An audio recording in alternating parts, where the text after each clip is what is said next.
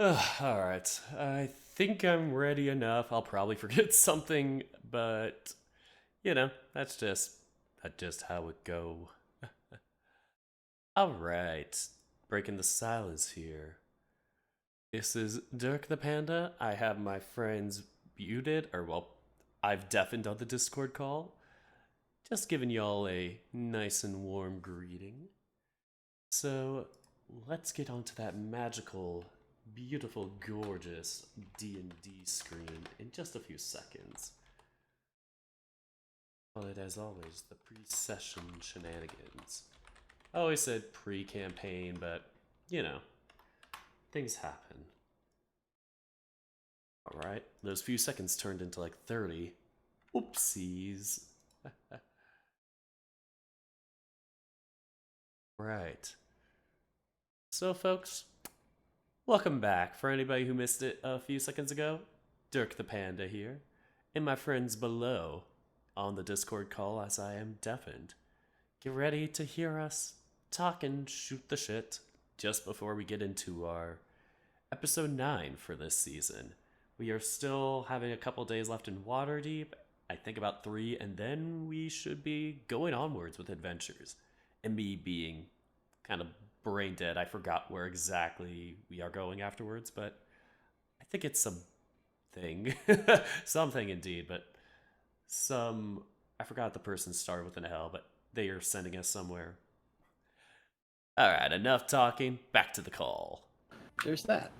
As long as you got a good reason to lose weight.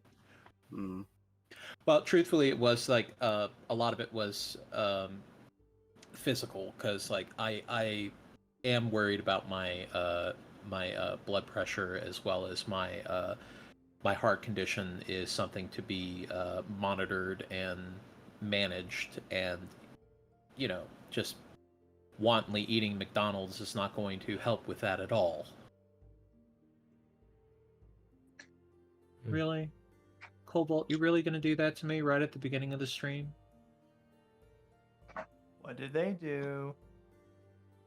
Oh, hold on. I have to go get the I have to go rev up my Corvette and grab the fried chicken bucket and prepare, because it's time to let the Kentucky loose. We're gonna Lord. just for a little while. We'll just go put a couple minutes on this. Mm. So, one thing I would like to bring up to y'all, that I have rewatched the Into the Spider-Verse, Across the Spider-Verse, the most recent one here that was released. Yes, peak fiction, of course. It is fantastic. Love it. And I noticed that there is a glaring flaw that people have not brought up, and that is the fact that Miguel O'Hara, the quote-unquote antagonist of this here... I know, they didn't show his ass off enough. Look, that suit is tight in all the right places. That's all I'm going to say. I'm just saying, you kind of teased us with that. Whoever made Across the Spider-Verse, I don't know why you teased us with that, but I was quite impressed by the fact that they did not go into his origin that much, and I'm starting to wonder now, after watching it through now a third time, that they did not really do that, because I think it was intentional. Because I think if people really saw his origin, they would start realizing that maybe his hatred of Miles Morales is a little bit of projection. That old self-loathing, hatred kind of thing. Because here's the thing. He calls Miles Morales an anomaly, because he says that he's not supposed to be Spider-Man. Well, here's the thing. Miguel O'Hara ain't supposed to be Spider-Man neither. He didn't actually do any experiments on himself to become Spider-Man. He was never bitten by a radioactive spider. In fact, the way he became Spider-Man was completely an accident. I mean, Penny Parker doesn't get bitten by a spider. She just does her own thing. Well, that's the thing. Penny Parker was bit by the spider. That's how she has that psychic link. Oh, right. Yeah. But here's the thing: Miguel O'Hara did not get bitten by a spider, and I like psychologies. Thank you for following, much appreciated. Howdy doody, how you doing? Don't mind the accent; it's just temporary. Help. So here's the thing, though, is that Miguel O'Hara had a very specific origin where he was tricked into taking a drug that made him an addict, but it bound to his DNA at a genetic level. And so he thought, I got an idea. I got me an idea. I see that I have my genetic profile on this here computer, and I can go through this machine and rewrite my DNA, and I can go back to being a non-addicted person. Well, he does do that, but then there's somebody who sabotaged him, and it made his DNA rewrite with 50% spider DNA. So he was never bitten by a spider. And on top of that, he doesn't have the spider sense. And I'm pretty sure in the movie they don't show him using the spider sense. See, his whole thing is that he has enhanced vision, enhanced hearing, but he doesn't have that precognitive ability. So it's an interesting development I saw in my last watch through, and I think that's enough of that. Well, you're gonna have to wait 10 years for the finale to come out. I know they delayed it again. Which you know what? As a consumer, I obviously would love to see the movie now. But as somebody who respects creators and understands, like, this is a process, and you can't just whip creativity out of people, like Disney does. So you have to just kind of let it go. Animation's a lot different, so yeah. I hope that that movie was so good. Watching it for the third time, I saw a lot more of the background details that I absolutely love.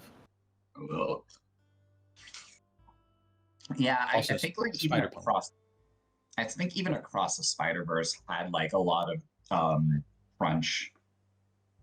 I think so too. So yeah, well, hopefully in the future they can do better with this kind of thing. I understand that a lot of the animators have formed a union, or at least a few of the a few people have formed a union for animators, which is, you know what, more power to them.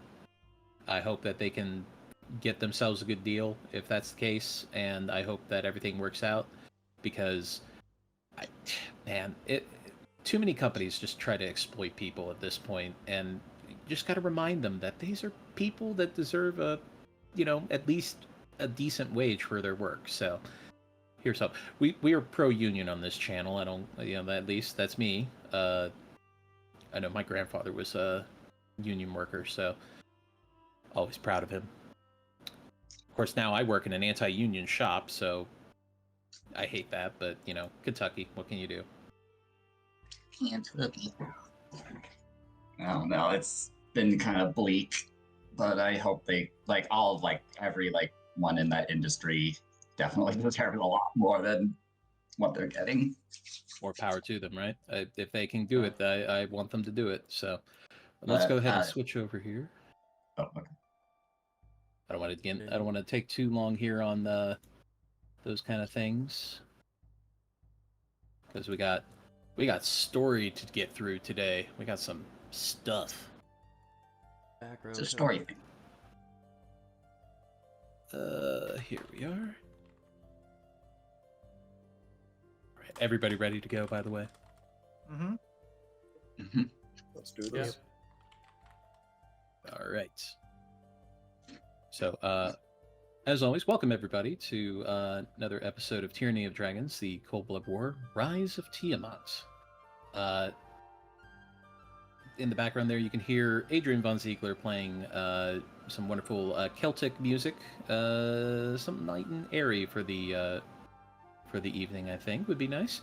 But you can follow them on YouTube, on Spotify. You can find them on Patreon. You can also find their music on Bandcamp. They allow people to use their music free of charge with no licensing. So thank you very much, Adrian. It's always appreciated. And here we have our players. Introducing our players, we have playing Eldrath, the Shifter Warlock Bard, we have Unchecked the White Tiger, aka Ethan. Hey everyone. Playing Cambro, the Bearfolk Paladin Warlock, we have Tazel Sixpaws. Cracks the bear falling off of ladders everywhere. Poor Crags. Oh. Playing Arai Ghoul, the Tigerfolk Wizard, we have Saku Darkfang. Hello, everyone. Playing Bastion, the Wolverine Folks Barbarian, we have Dirk the Panda. It's 7 days and I'm still tired of this. Playing Master Wei, the Dragonborn Sorcerer, Sorcerer Bard, rather, we have Yao.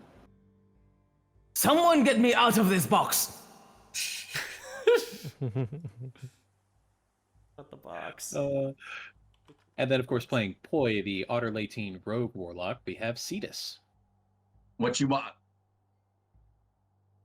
What I want is for you to give me your best, your all, everything that you have. I don't want you to leave anything on the field today. You got that? Okay, put me in there, coach. I'll do you fine. I'll do you proud. I'll do you proud, man. That's the kind of imagery I love. When last we left our adventurers, Eldrath the Shifter Warlock Bard, Cambro the Bearfolk Paladin, Master Wei the Dragonborn Bard, Arai the Tigerfolk Wizard, Bastion the Wolverine Folk Barbarian, and Poi the Otter Latine Rogue, our heroes returned to Waterdeep after their adventure in Oyavigaton with a small detour to the Hoss Tower in Luskan, where they reunited with the tiefling wizard Rednaval Ghoul and had a tense meeting with Archmage Kashan of the Arcane Brotherhood. After a noisy and painful re-entry, our party met with Lady Ramalia Haventree of the Harpers, and then went their separate ways for some recovery time. Poi found himself in the audience of the leader of the Xanathar's Guild, Xanathar the Beholder themselves. After some mild threats, Poi agreed to keep Xanathar apprised of any developments in the Lord's Alliance and Harpers in exchange for information about Eldrath Veluthra, as well as to keep the many angry debtors off of Poi's rudder. Master Wei caught up with his students and Lady Silverhand, learning more about the intricacies of the Waterdavian factions and politics, finding a way into the inner circles of the city's elite through Lady Silverhand. Bastion made a new friend over drinks and dice, a half-orc city guard named Gorlog, and engaged in a cultural exchange while he waited for his next orders. Cam reflected on his recent encounter with Bahamut as well as his promotion while helping out at the Hidden Temple of Bahamut and Harper's base of operations. Arai spent time studying with Rednaval before she had to leave for a special assignment, and also spent some time in the City of the Dead speaking with some of the residents. Well, actually only one of the residents now that I look at that. Eldrath turned to his studies and came to a startling revelation that his people, the Dragonborn, were not born from Tiamat, but rather from the blood of Bahamut. While sharing this revelation with Cam, Leosin and Carlin of the Harpers shared one of their own. The belief that they had found Varum, the white worm speaker of the cult of the dragon. So, Cam and Eldrath, having had a moment to speak privately, are interrupted by Leosin and Carlin. Leosin sliding in with his super fast monk speed, and Carlin misty stepping in because that's the only way he can keep up with Leosin. As they revealed that they believe that they found Varum the White. Now, quick question. Eldrath, would you have been in the Ratu disguise at this point, or as Eldrath? Still in the Ratu disguise. Okay. So as they approach, Leosin looks really excited, and Carlin looks almost kind of shocked at this revelation as Leosin starts kind of blathering a little bit. It was like, we think that we found, well, we don't know exactly where he is, but we know that he's been here. He was here. He was in Waterdeep. And it wasn't that long ago. It was at least maybe, I don't know, 10 days? Maybe, it could have been more than like 12 or 13 days ago, but it was very recent. And he did come through here, and I had to speak with Carlin because I wanted to make sure that we were looking at the same information, and we saw that there was a dwarf that went through the dock ward and apparently was looking for something. And during that time, Carlin saw or heard of a disturbance. As Carlin speaks up, yeah, we found this group of people that were pretty suspicious, and I've been kind of keeping an eye on them because they were kind of, weird. And at first I thought maybe they were the ones who killed Lord Ulbrinter. But after kind of watching them, it looked like they really didn't have anything to do with it. They only had just gotten into town.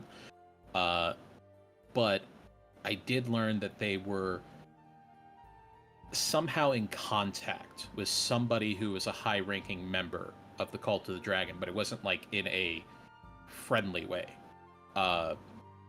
They were assassins, and they were trying to kill him. But the thing is that they didn't succeed. He got away. But they did manage to steal something from him. As Leosin looks over to Ratu, we think that they may have stolen his mask.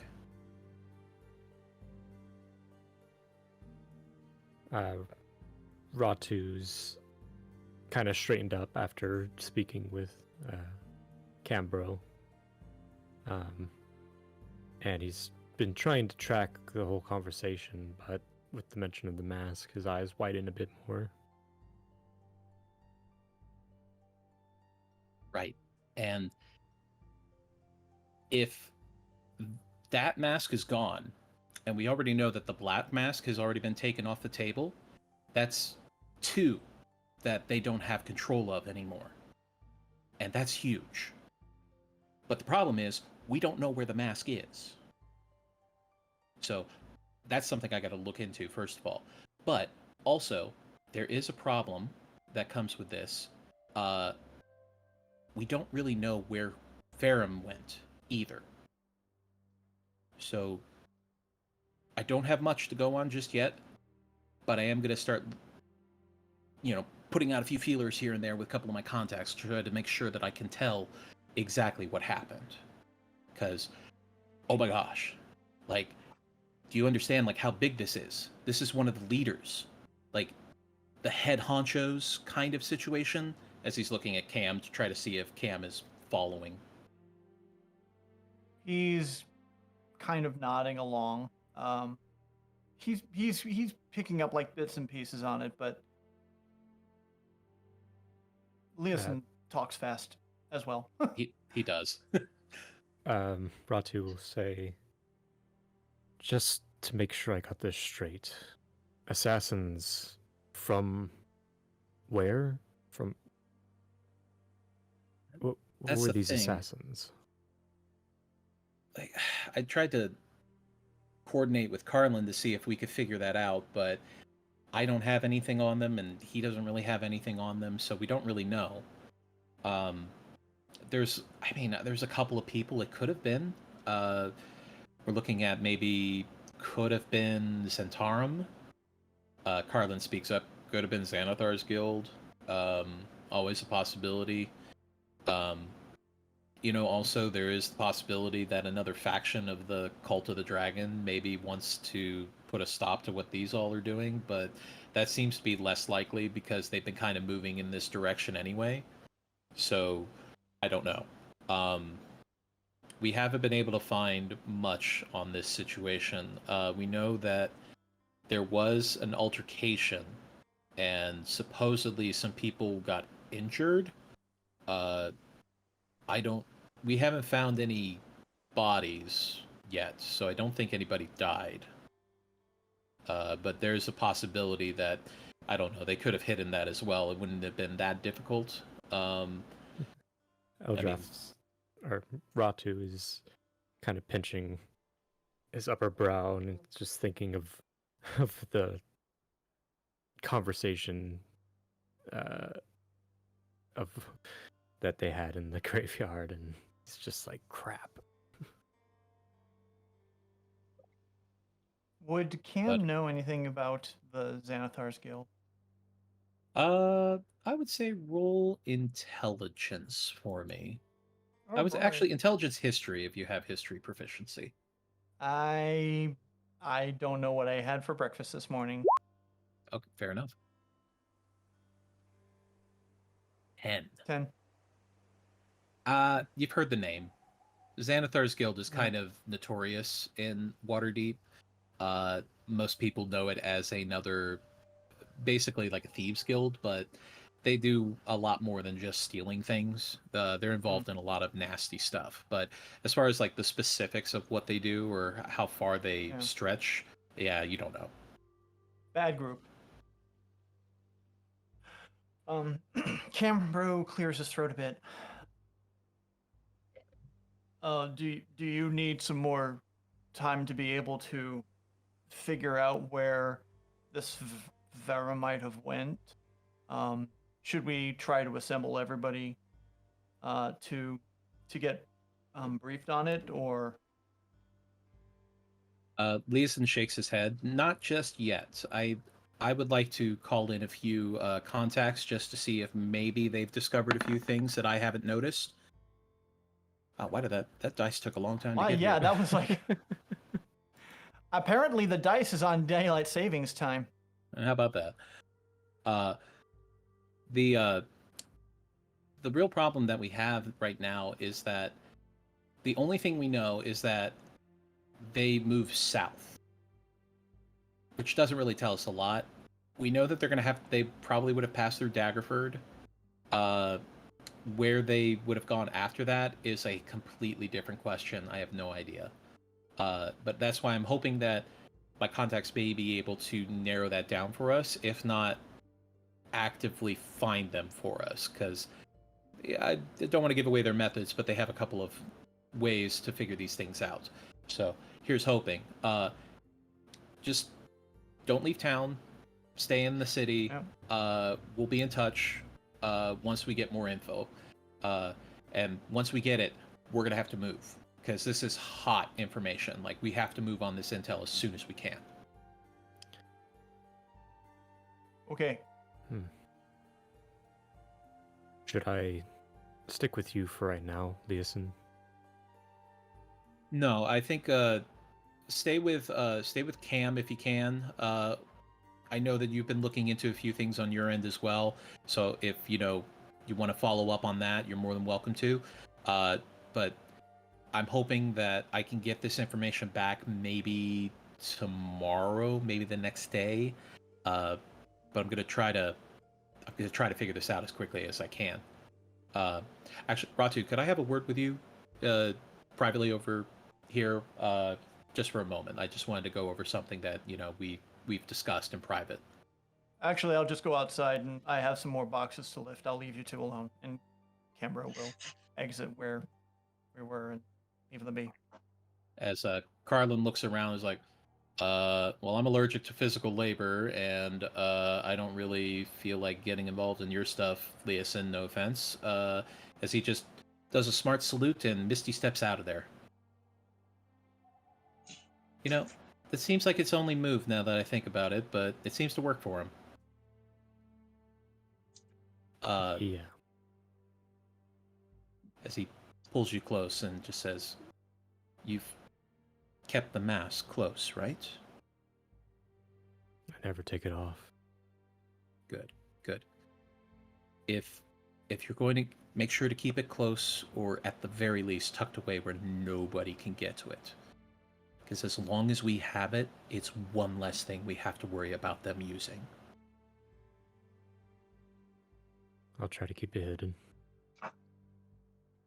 Have you found out anything else on the mask at all? We're still trying to figure out exactly what they're for. As far as I can tell you is what it can do. But what they needed it for, I don't know yet. Gotcha. Okay. Well, hey, I know this is a lot to dump on you after you've had a lot of stuff come across your plate here, and I appreciate, you know, what you're going through, and I don't want to leave you like this. I really don't. But I have to act on this. Do you understand? Of course I do. I'll be able to handle my own problems. Don't worry. Hey, as he reaches up and reaches through your disguise to your shoulder. Hey, kid. You've gone through a lot of shit in the last year. More than most people go through in their entire life. So, it's okay to ask for help. Just keep that in mind. And you're surrounded by good people who really do want to see you do the best that you can. And I know that there are people who care about you even if they're not here. So just take care of yourself and trust me that we will get through this, okay? Of course. Could I ask a favor? Yeah, anything. I know you've already probably keep an eye on my old teammates, but if something happens, can you make sure they're okay? Absolutely. I keep tabs on all the people that have helped the Harpers just in case.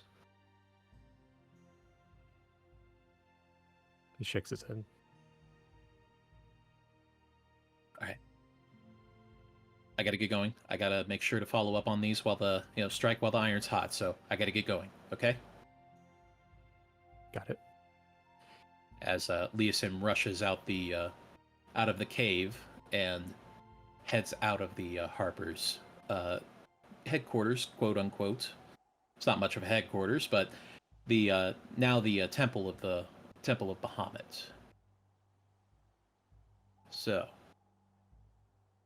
As that happens, however, we're actually going to roll time back just a little bit. As, Poi. G'day.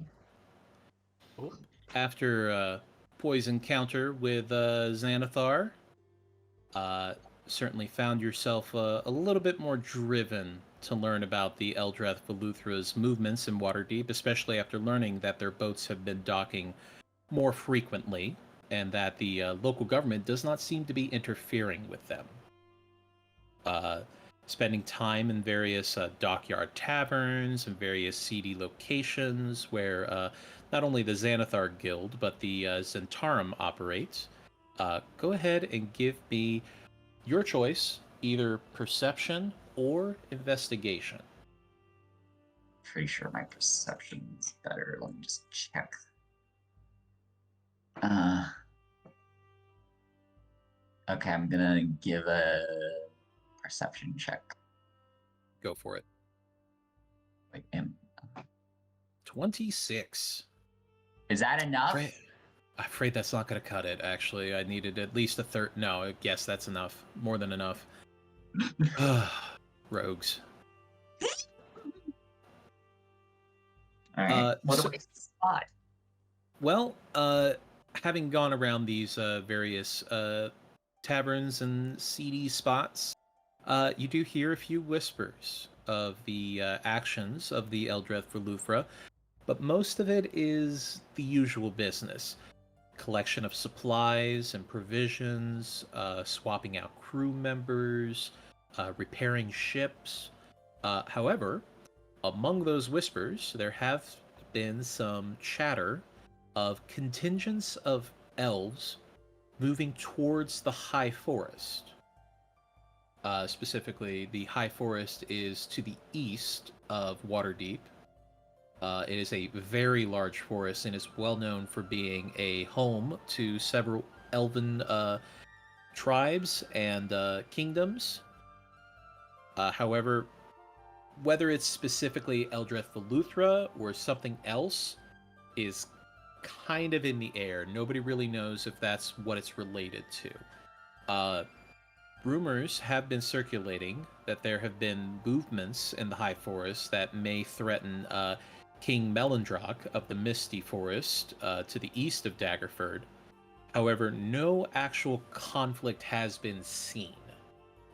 Likely, it's posturing to present strength to the king and to dissuade others of trying to make movements against the elven sovereignty of the High Forest.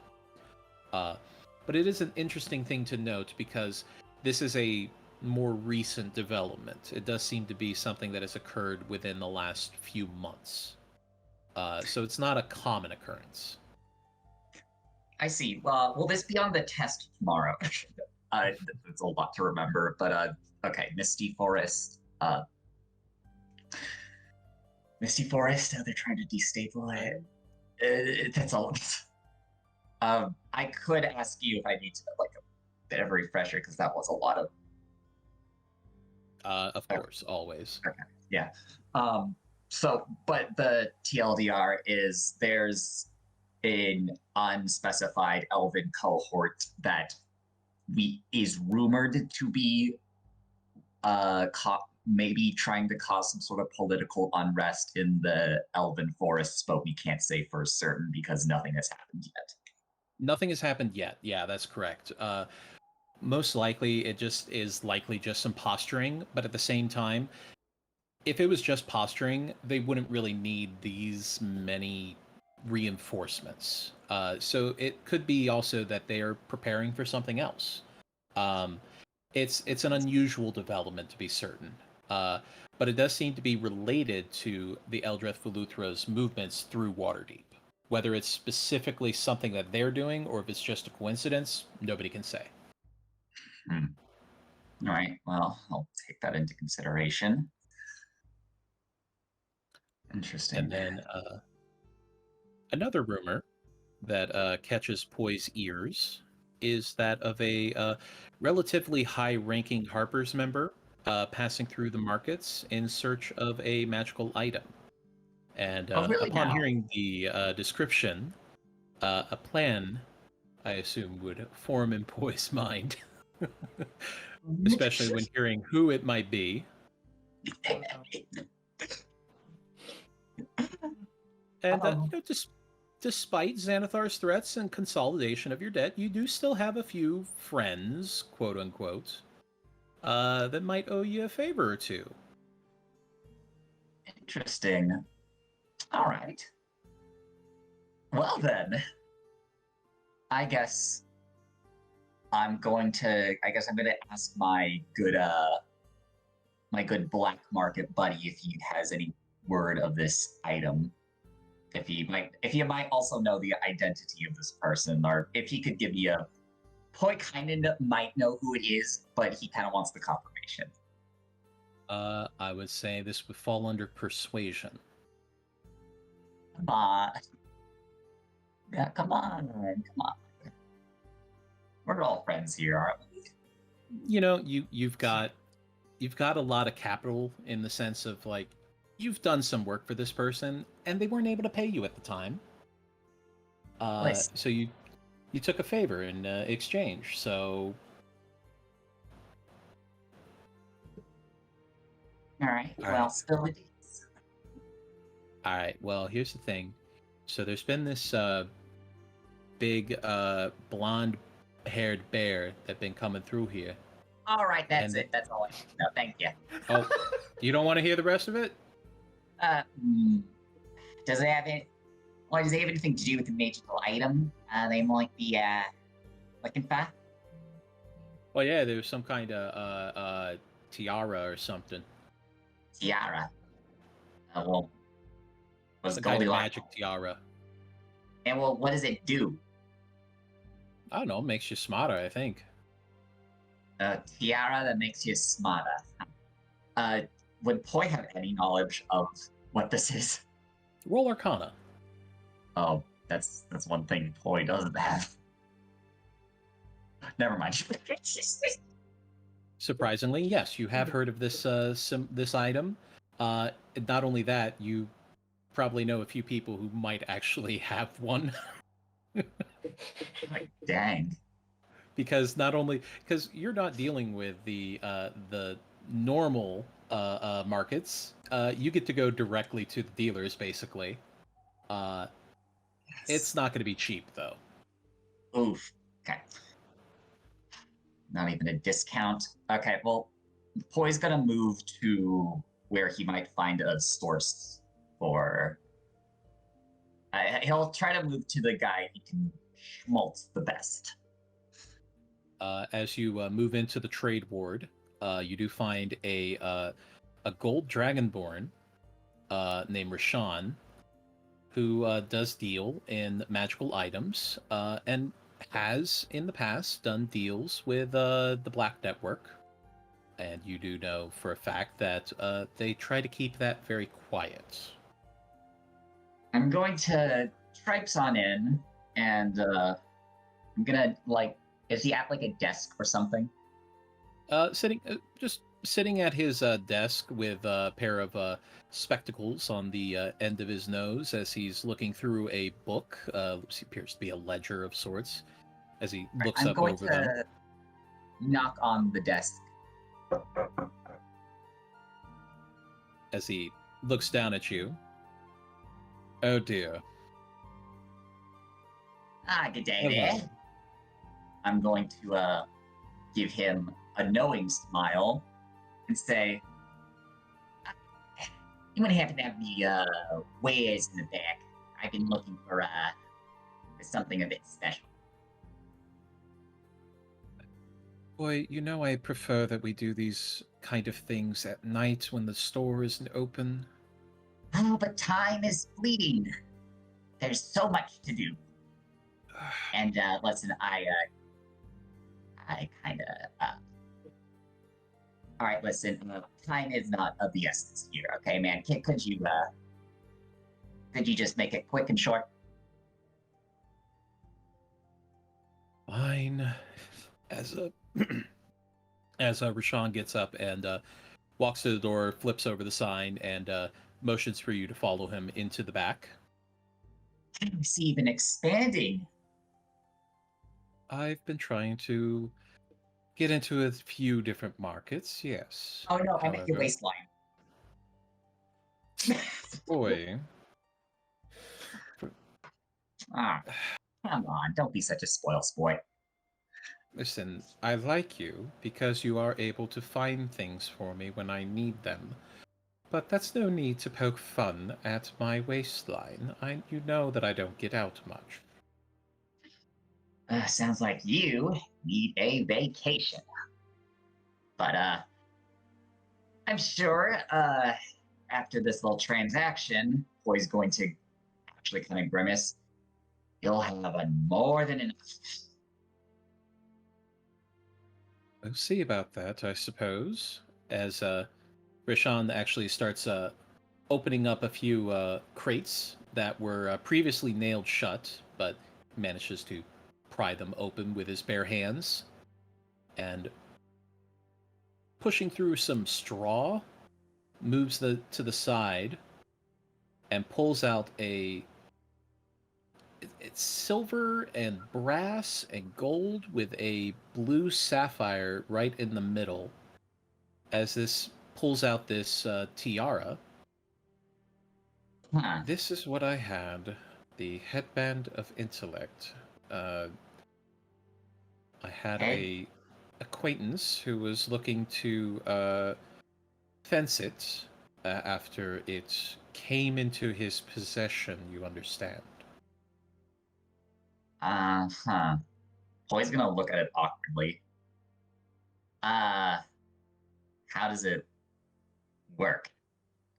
Well, Well, you put it on and you focus on it, as you do for most magical items, and it makes you smarter, as it turns out.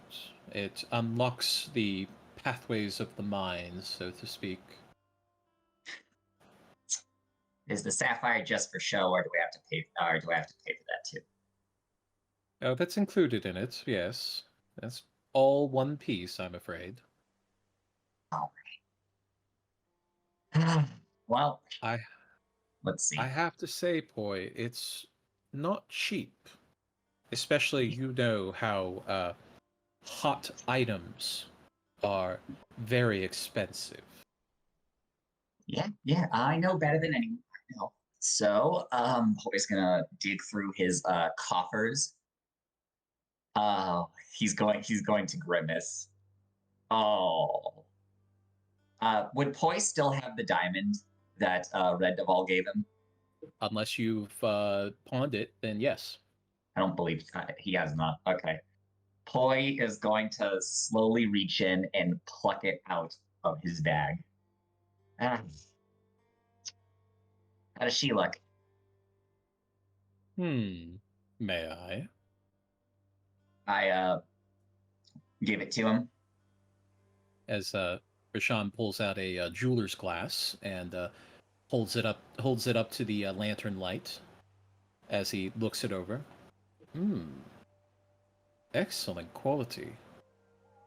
Don't need to remind me. I'd say with this size, a carat of probably about 500 gold. That's a start, I think. I start. Well.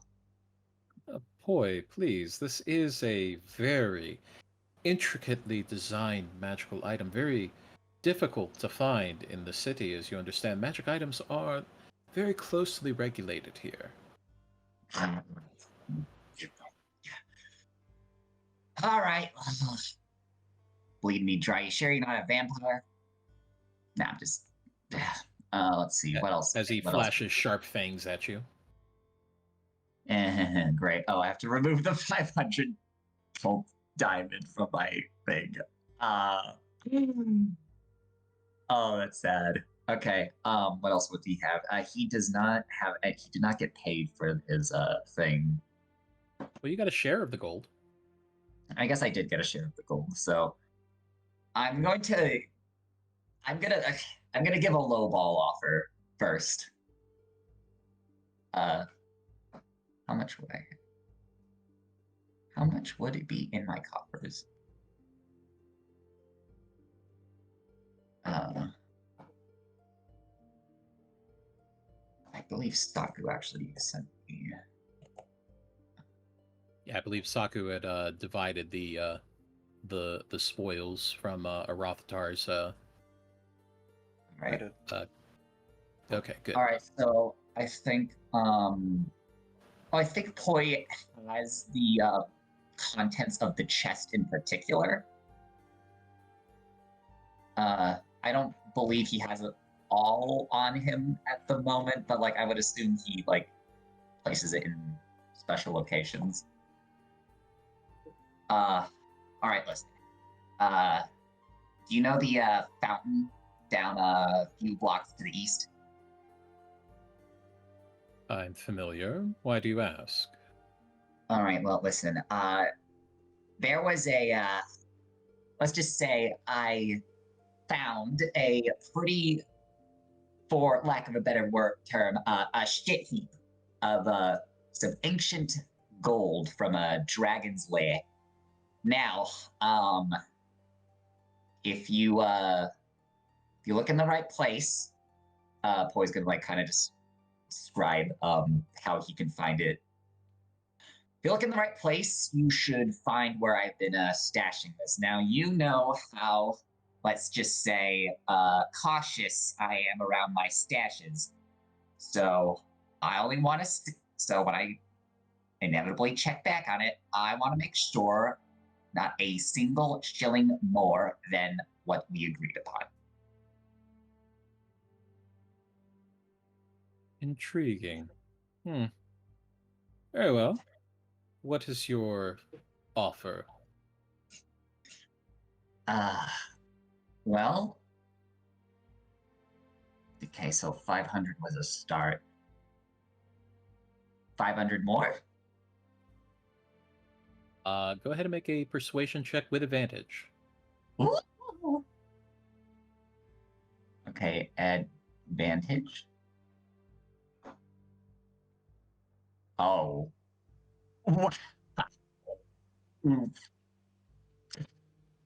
Well, there is also my finder's fee that has to be considered, Poi. Finder's fee. I believe if you add another 200 on top of that, that should be adequate.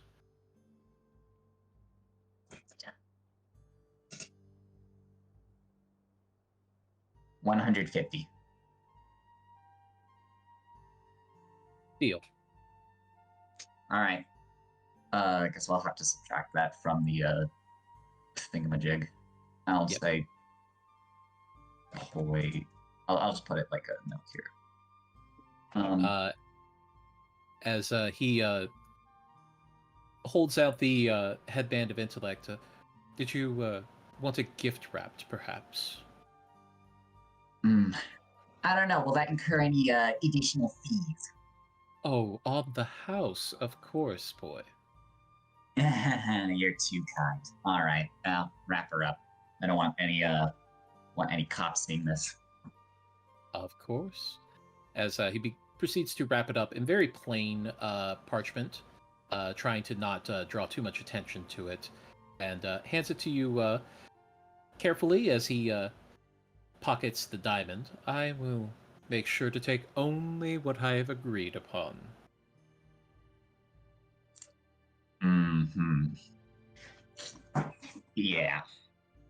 Please, boy, I am a businessman. If I go around stabbing people in the back like some lowly rogue, I won't have any return customers. Ah, my heart. All right then, well, I suppose there's no better person to trust than the devil himself. Well, it was lovely doing business with you. I hope you enjoy your little stay over in the... Is there like a tropical island? Like, what is the D&D equivalent of like Fiji? Fiji? Not really anything. Most likely he would go just to a vacation spot. Like just a cool vacation. a vacation spot. That would probably be Baldur's Gate, most likely. All right, well, enjoy your stay in Baldur's Gate. I'll be off doing my own things. Ta-ta! And Poi walks away. Now that you have this in your possession, it's just a matter of finding the person who was looking for it. All right. I assume he'd be around the harp. I assume he'd be around the castle. Maybe? I mean, Not the castle specifically. What you know of Cam is that they do work with the Harpers, and that Lady Haventree has a home in Ulbrinter Manor in the High Ward, the High District, as well as... actually, I don't think you would have had any interaction with them beyond that. So... would I be able to find any like lower castle guards, like pikesmen at the base who like might recognize Harper? If you were to show them the insignia, people may respond to it, as you've known that for a lot of people, just showing an insignia of a group is usually enough to get a little bit of leeway with your interactions with them. Would I have the insignia though? Because I don't. Well, I would say this would fall under intelligence history. Do I roll intelligence and history, or? Specifically history, if you have proficiency in it. Otherwise, it will just be a straight intelligence check. Okay, let me see. I don't believe I have. Yeah, I don't have her story, so I think it's just a straight intelligence. Okay. Wow. As you sketch it out on a piece of parchment with a charcoal stick, it looks good. It looks like you remember it. All right. Just a very simple harp insignia against a crescent moon. All right. Well, I'm going to roll it up, and I'm going to find a person who knows what it is. Give me investigation. I'll say with advantage since you have the insignia. All right. All right. There we go. 15. All right. So, Cam, Yes. while you don't usually get out of the temple very often, sometimes Nock is in need of, your various groceries, just food, bread, meat, as well as the staples of rice and lentils and whatnot. And you find yourself on a lovely day, just after having spoken with Leosin and Carlin, out with Nock, who has graciously been given the tongue's ability by Baruch to help him with communicating with people in the markets.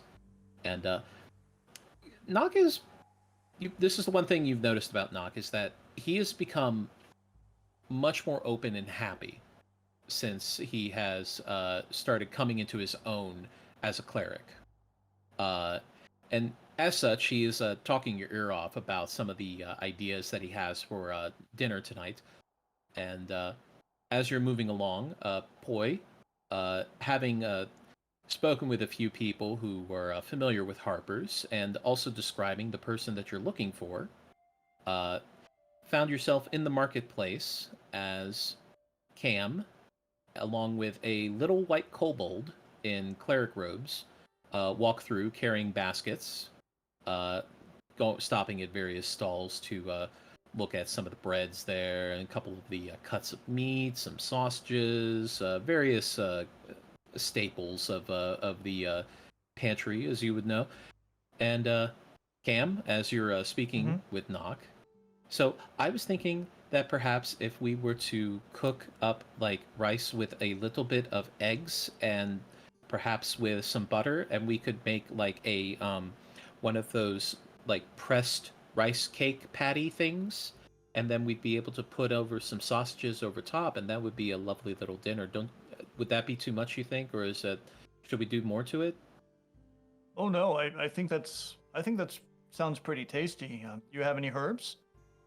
I was thinking that maybe we could go with maybe something a little bit on the spicier side this time.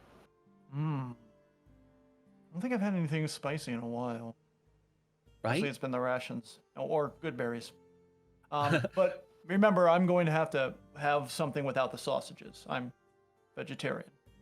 Right. Yeah. So I could do 2 of those. Yeah, that wouldn't be a problem. That'd be great. So maybe we could get chilies, or maybe something a little bit lighter, maybe just some regular peppers.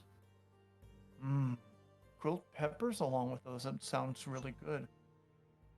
Yeah, let's pick some up. And boy, as you see these 2 moving through the marketplace. All right. This is. So it's a marketplace. Would I happen to see any like squatters or like beggars? There's always a few scattered about. Right. Yeah. I'm gonna find a which one looks the most pitiable? Would I have any mothers with children or? There's usually at least a couple of children on their own, unfortunately, in the cities.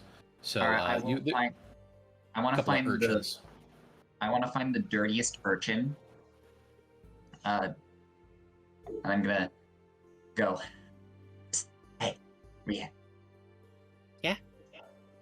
I'm going to flash one. I'm gonna flash a few gold pieces I have on hand. Oh. All right, see this? That's. And then I'm gonna point to Cam, the Harper. All right, so here's the deal. See this alleyway over here? I point to I like a place that's secluded out of sight. Oh yeah, there's several. Yeah, it's the alley to I want you to get that lovely looking golden bear guy over here. Maybe just say your mom's been hurt or something. I'll be waiting there, and I give him 1 gold piece. If you do this, I'll give you another. Oh, so And we're doing get help. Got it. Okay, yeah, I could run that one. attaboy. Poi's gonna pat him on the head. All right, Poi's going to, well, go to the. As the kid pockets the gold and then takes a moment to kind of work himself into a bit of a fit, get some tears going, and runs over and grabs Cam's arm. Help! What's the matter? Is it a boy or girl? Is it a boy? Little boy, little urchin, half elf. What's the matter, little man? What's going on? My mom is hurt. Somebody hit her, and she's on the ground. And she's dead. No, Knock, you still have your healing spells with you? Yeah, I'm always prepared. Yeah. Let's go.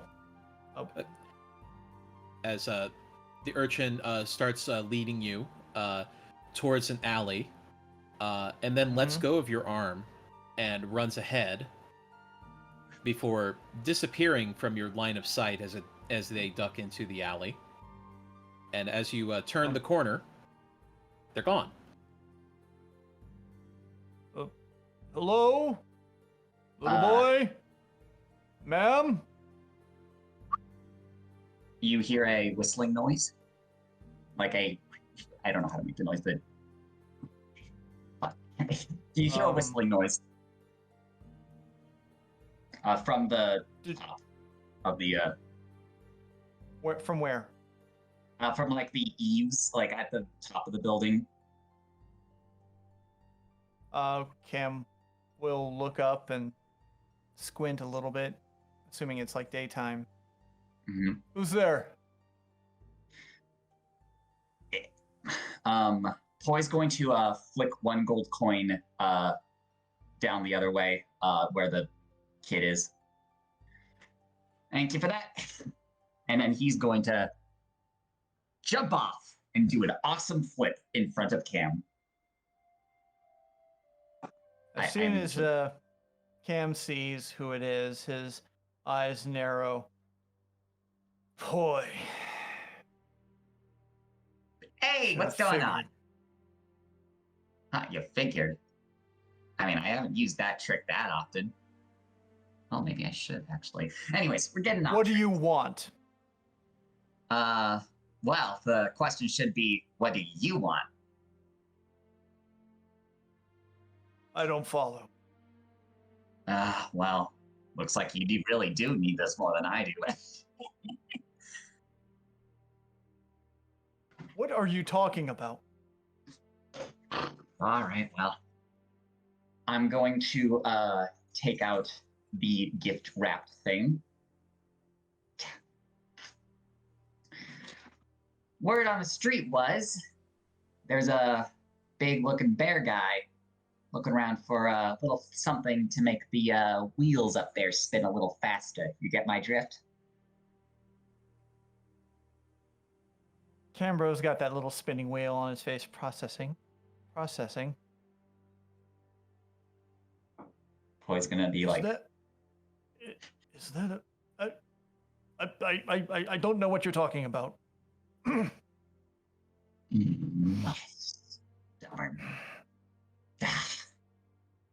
All right, well, will this maybe clear up that memory of yours? I unwrap it a little weirdly, because it's kind of a weird object to unwrap. As they show off his a eyes- tiara yeah. that looks silver and brass and gold with a big blue sapphire. And it's definitely magical looking. Poi's gonna do like that pose, like, you know how sometimes like car dealerships have like a hot woman kind of like stand to. He's gonna be doing that. He's gonna be like pushing his hips out, like motioning towards it. Ta-da! Just look at that shop.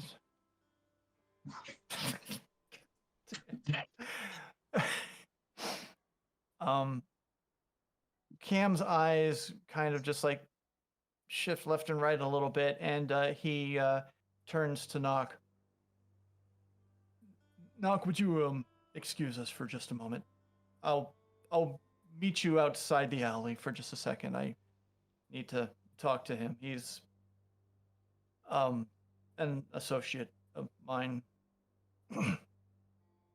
Yeah, As, really good associates. As Nock peers around Yeah. you and looks at Poi, narrowing his very sharp blue eyes. I'm going to wave at him, like innocently. Hello. I will go back to collecting the ingredients. I will be back in just a few minutes, okay? Okay, Ooh, thanks. Thanks, Knock.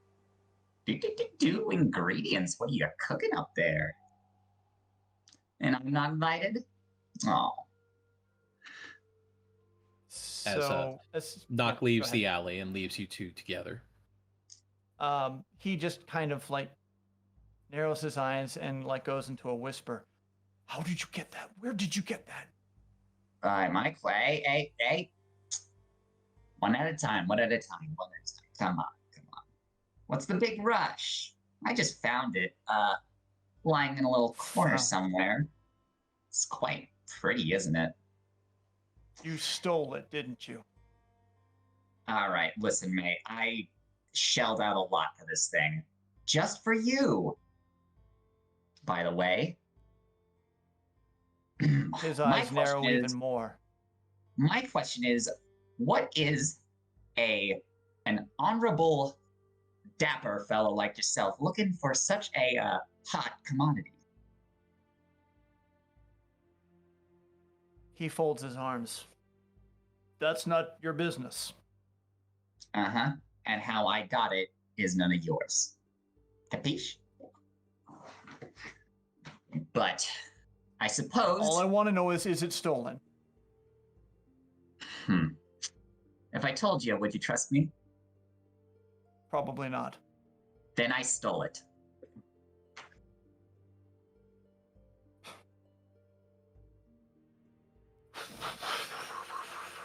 Right. Is he trying to... Is he trying to... I'm going to do this once, Poi, and I'm only going to ask you the one question. I have to be absolutely sure. If you resist me, deal's off. He grabs his holy symbol, and he will cast the Stone of Truth again. Oh, okay. So, Do that is do your you- choice. Yeah. If you choose to fail, you will be required to only speak the truth or not at all.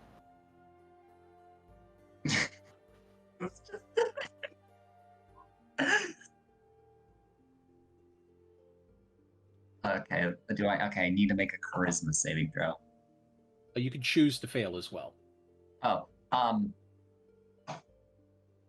if I choose to fail, will he know? It just if I means make that you can't speak a deliberate lie while you're affected by that. You don't need to answer. Would he know if I passed it or not? Yes. Yes. Okay. Might as well. I'm gonna choose to deliberately fail. Okay.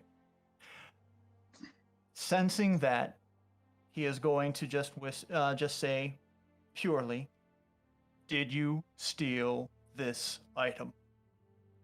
Oh my goodness, I was just making a joke, okay? I paid for this thing fair and square. You got it? He rears back a little bit. That's the truth. You surprised? Yes. Very. Okay. I end All the right, spell. well, listen, big guy.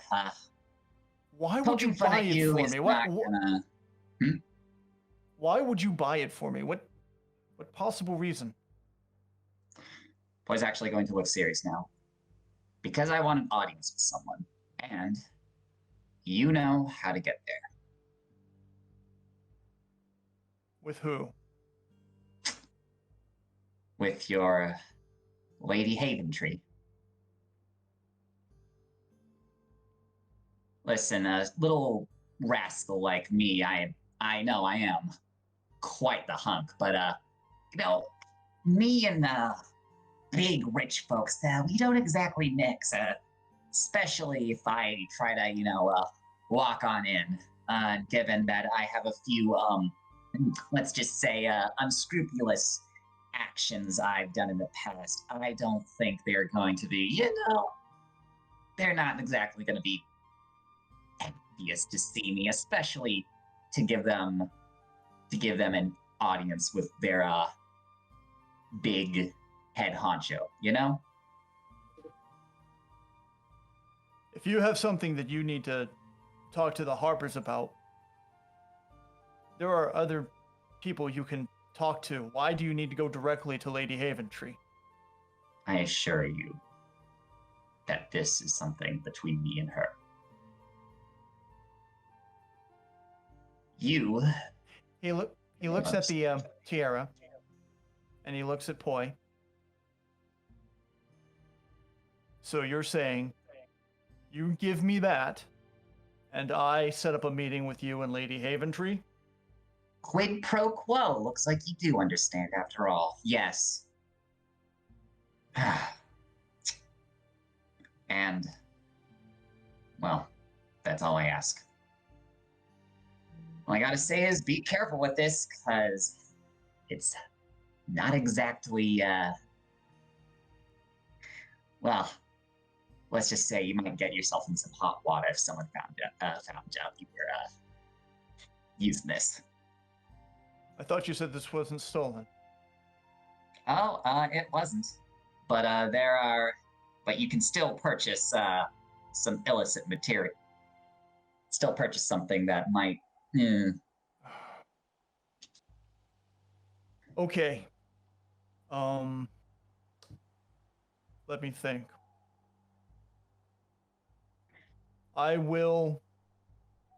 You give me that, and I will meet you. What time of day is it right now? Currently be I would say midday. Probably Midday? around noon. Okay. Would Cam feel that he might be able to get to Lady Haventree's residence, and still be able to deliver information to Poi about a meeting I in the would evening? say that you would likely be able to, if Lady Haventree was willing to, would probably be able Right. to arrange a meeting tonight. Okay. Poi, Cam holds out his hand then for the item. I promise, as soon as we're done here, I will go to Lady Haventree. I will speak on your behalf, and we'll find a way to be able to have a meeting with her and you tonight. That is the deal. Thank you. Poi's going to nod, and he's actually going to say, "Thank you, Cam." And he gives it to you. That line is probably the most surprising line of the entire afternoon for him. He's just like, called me by my real name. Okay, that's weird. That was in his mind. He quickly casts Detect Magic. Is it really magic? It's the real deal. I mean, you could just put it on your head and try it yourself. He goes ahead and just like, he takes his locks, he folds them back, he attaches the tiara around his forehead, and he pushes the hair back over it, so it's pretty well hidden. I don't feel smarter. All right, let's test it. What's 1 + 1? 2. What's well, it seems to be working on. I'll work with it. Look, I've got to get going back to Knock, and we'll I have a meeting to arrange. Great. Thank you, Boy, Ooh. don't Gratitude. get used to that. No. There it goes. All right. See ya. And Poy's gonna wait. Does the alley lead at a dead end, or like where can Poy do a Oh cool no, there's the alleys of Waterdeep go back and forth, left and right, everywhere you could possibly go. There's a lot of things that happen in the alleys. Poy's going to bow, and he's going to like recede into the darkness until the only thing Cam can see is his single glowing eye, and then nothing. And as he disappears, he just whispers, Cam whispers under his voice, by Bahamut's grace, what have I done? Right. And he will go and find Nock and finish shopping. Past that, after all of that, presumably just for exposition, he would, after cooking and whatnot, he would go over to the Albrinter Manor and talk to Lady Haventree if she would receive him. And without explaining why he is acting on Poy's behalf, he is just saying that Poy had approached him and wanted a quick word with the head of the Harpers in Waterdeep. And he felt compelled to assist. He's going to make a insight check on you. If you want to resist, you can use either deception or persuasion, whichever you choose. Let's try persuasion. Not bad. But she's probably got an insight of 30. Well, Cam, I can see that this is very important to you. All right. I will meet with Poy privately, inform them to come to the manor, and I will meet them in my sitting room. Thank you, Lady Haventree. I appreciate it. And he will go back to the yawning portal where he remembered seeing Poy the first time, in the hopes that he might be able to catch the otter again.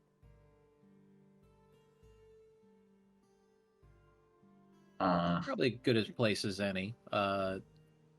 Pretty much the main, the biggest tavern in all of Waterdeep.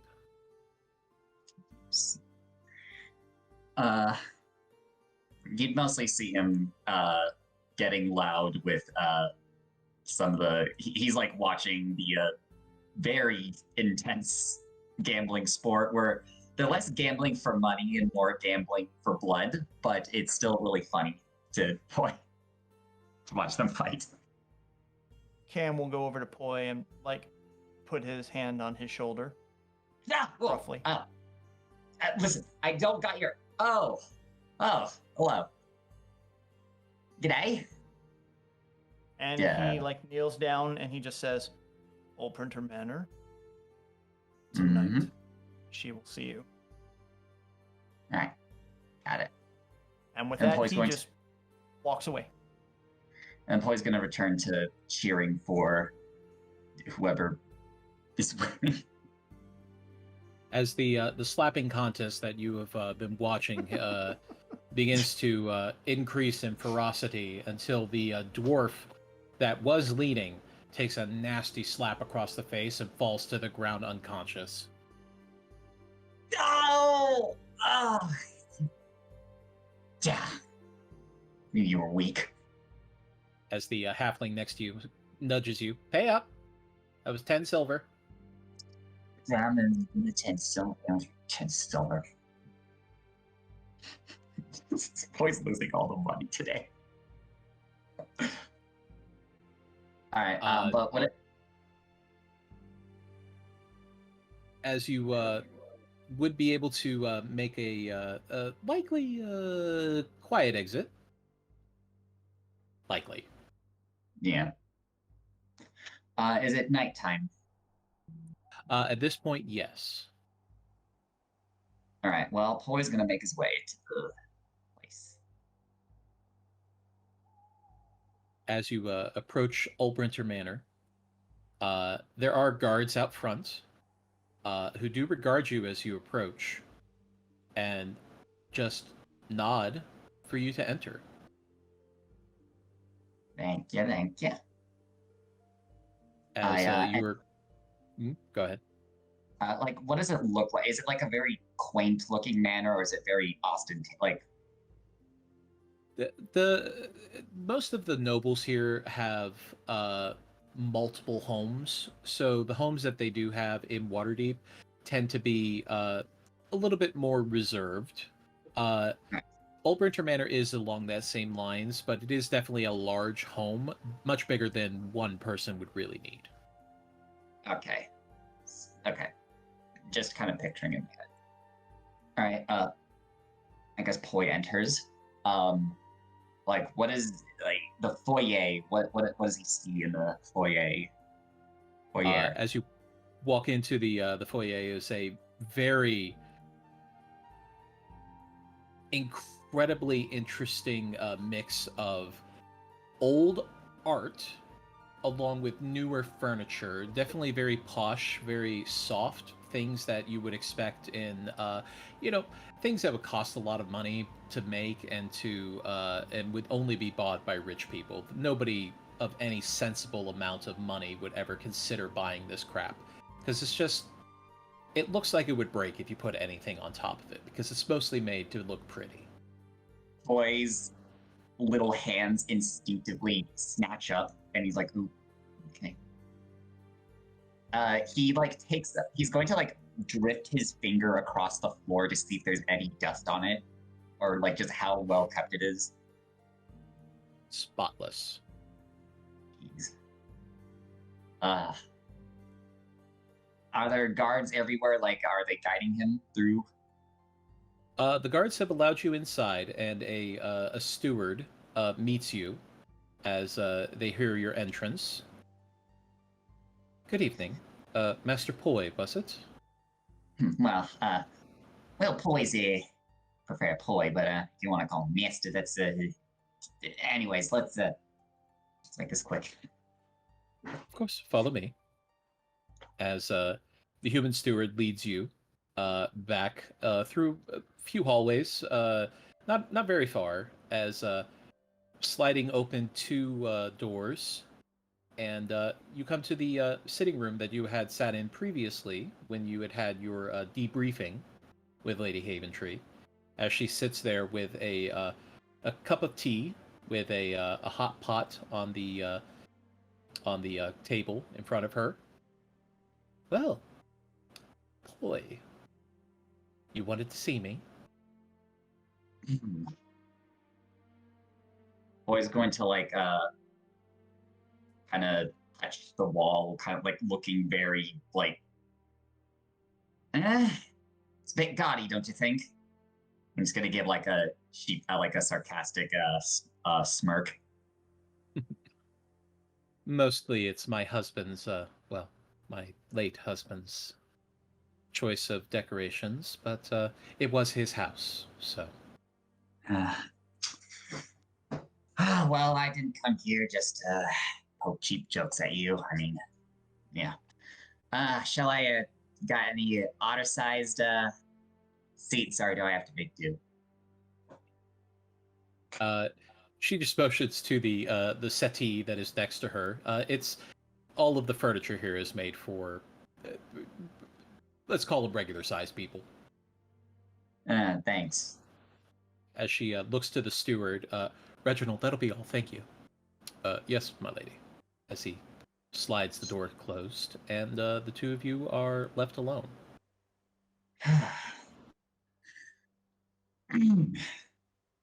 Can't believe I'm actually here. All right, well, I won't waste your time. I have a request for you, and I realize that I don't exactly got much to bargain for with you, especially since it seems you're not at a loss for any material goods, as it seems.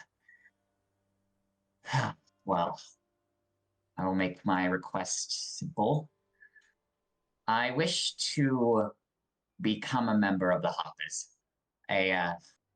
Whatever rank you decide. I wish to be, at the very least, working closely with them. I think. Now, dashing, handsome young fellow like me, I mean, seems kind of obvious. But, let's just say I have an, invested interest in their activities. And, well, I guess I know a few people there. So. I must admit that when Cam came forward and said that you wanted to speak with me, I was a little bit intrigued by it all. And now that you're here, asking to be a part of my organization, I have to say that I have a few reservations. Naturally. But I think I will lead off with the most important question to me. Why?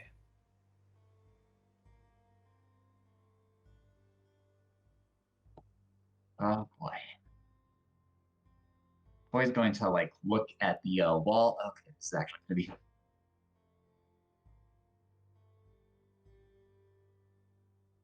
Well, let's just say, well, first of all, it's a nice paying position. I get a nice roof over my head, food in my belly. But I think it'll help me pay off a few ghosts from the past. Let's just put it that way. As she places her tea back on a saucer and moves it to the table. I am no stranger to ghosts of the past. Yeah.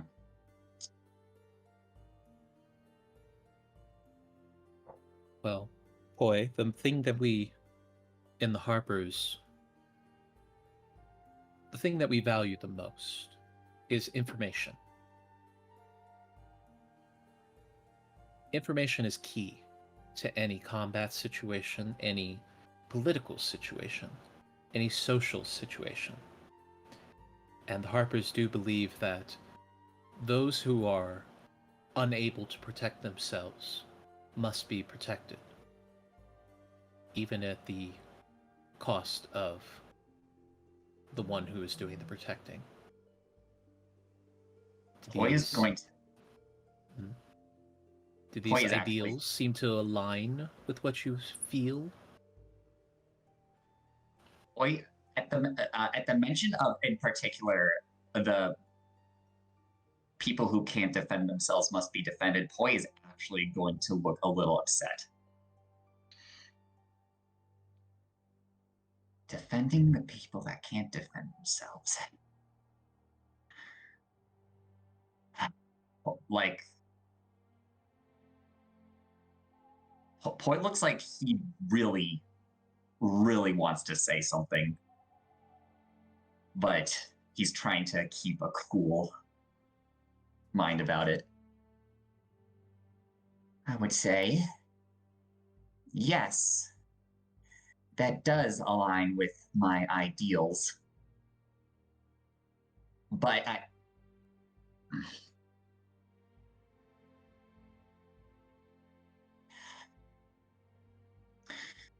I apologize. I don't believe I can continue this conversation without, well, sharing it. Lady Haven, you said your ideal was to defend those who could not defend themselves. That is the mission of the Hoppers. Am I correct in this? It is the number one priority for us, yes.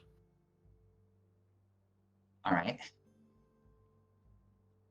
Then can I ask about Akoa Koa? When you say that, her eyes go wide as she takes a quick breath. Yeah. You don't need to say anything. Poi's going to take off his manta ray mantle, and he's going to take off his, his chest plate.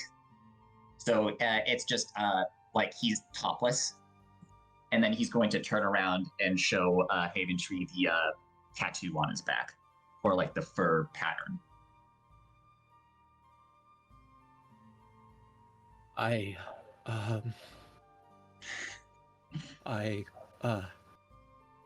didn't know. I didn't know, Poi. You didn't know? Didn't know that I knew, or you didn't know, well, didn't know what was happening? As she balls her hands up really tight on her skirt. I knew what was happening, yes. And you knew. I did. When, well, do you see this mantle? This manta ray? Have you heard of the manta ray before? I've seen it, yes. They used to be so big and so common in Akoa Koa. Every day, I swear, I'd swim out to the reef and I'd be danced, and they would dance around me. Well, at least that's what my mother said they used to do. But when I went out to the water, there wasn't even coral left. No manta rays either. Well, I mean, they were, but they were in little cans, chopped up in nice little stews. You still got those little thin soups over in your canteens, right? She looks down at her bald hands and isn't able to answer. But you know, it wasn't just the manta rays that were being chopped up.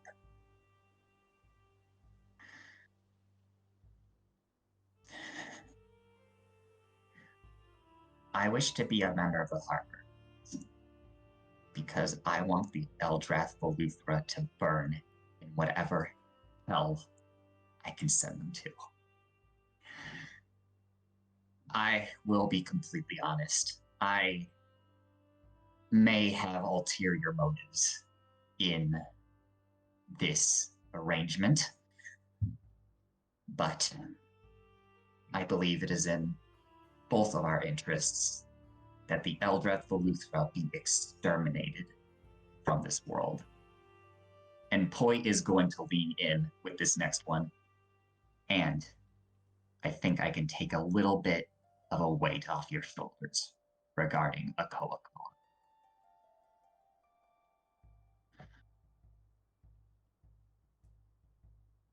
She leans back in her seat. When I first heard the reports, I was appalled. I didn't believe them until the first eyewitness account came in. You were appalled. You did believe. Boy, I wanted to do something. I did. Then why didn't you?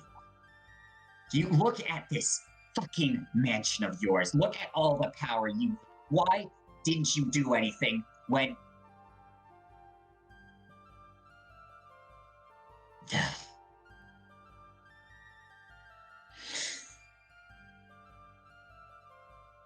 when the Eldrath Veluthra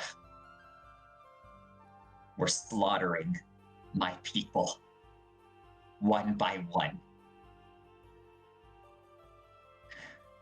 Lady Haventree, have you ever heard the sound of a child screaming in pain for hours on end?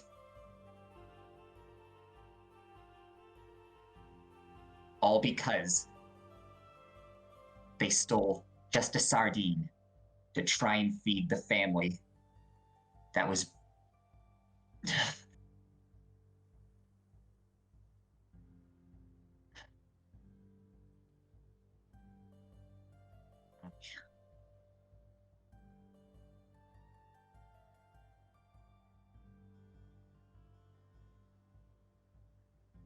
I want You're to right. bring it up. This is a sin that I have committed against you and Not yours. just me, for everyone of that island who still languish in poverty and exploitation to this very day. Not to mention all of those who were ferried off, as it were, into the night, never to be seen again. And you know,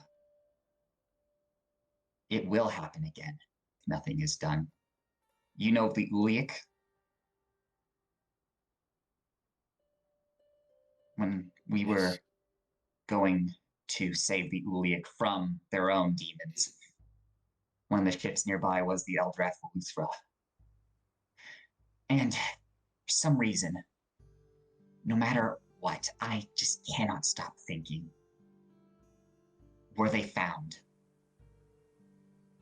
Did they get them? And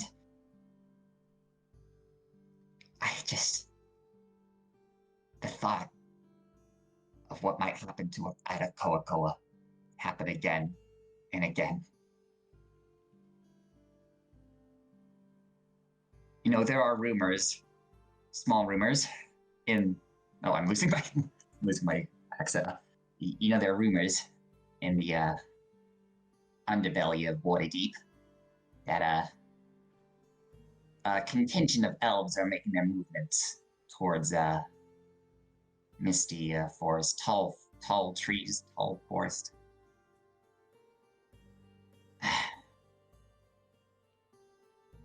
They think it might be posturing, but why would they be so? But they're so well armed.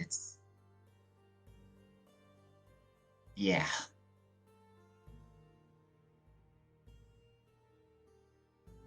So I'll leave that for you to decide. But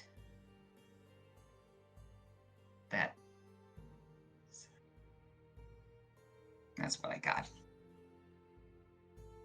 Bo's going to settle himself back down, and he's going to take a deep breath in and out. He looks extremely distraught.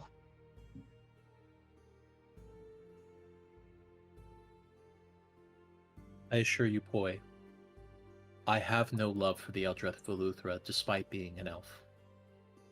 They have targeted me as well, because I have taken a human husband, and that my children are half-elves.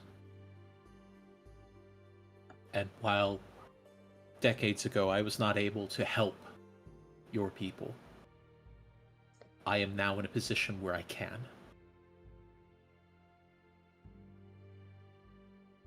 As she stands up and moves to a side dresser,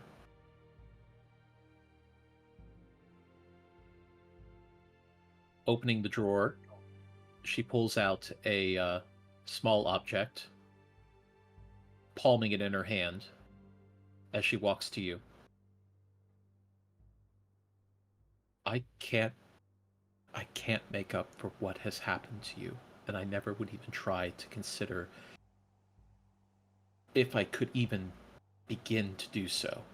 it wouldn't be enough. No, But nothing's enough. But if this can help, if this can get you what you need, then you have my full support, and you have all of my agents behind you as well.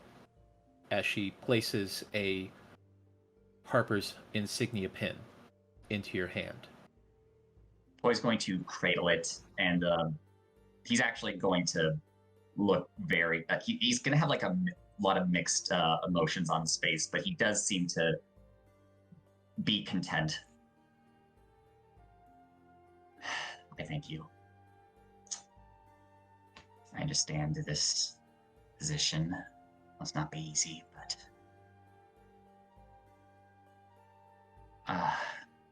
all I have is my word that this will be done for the greater good. I'm not at the liberty to disclose everything, however. I do hope you understand.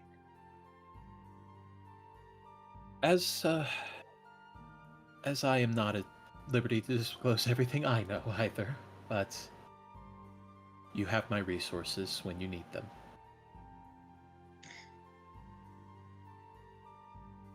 Boy's actually going to smile back, like a small smile, it's like his own way of like kind of giving us a hint of reverence. I thank you for your time, and that will be all for me.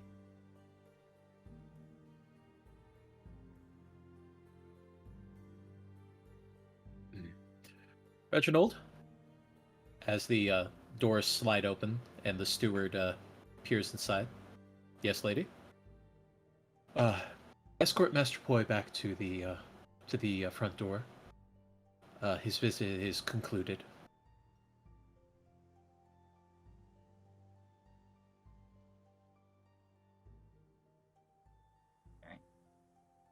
Boy makes his way to the door, and I guess out into the night. As you exit the sitting room and Reginald closes the doors, go ahead and give me a perception check. Ooh.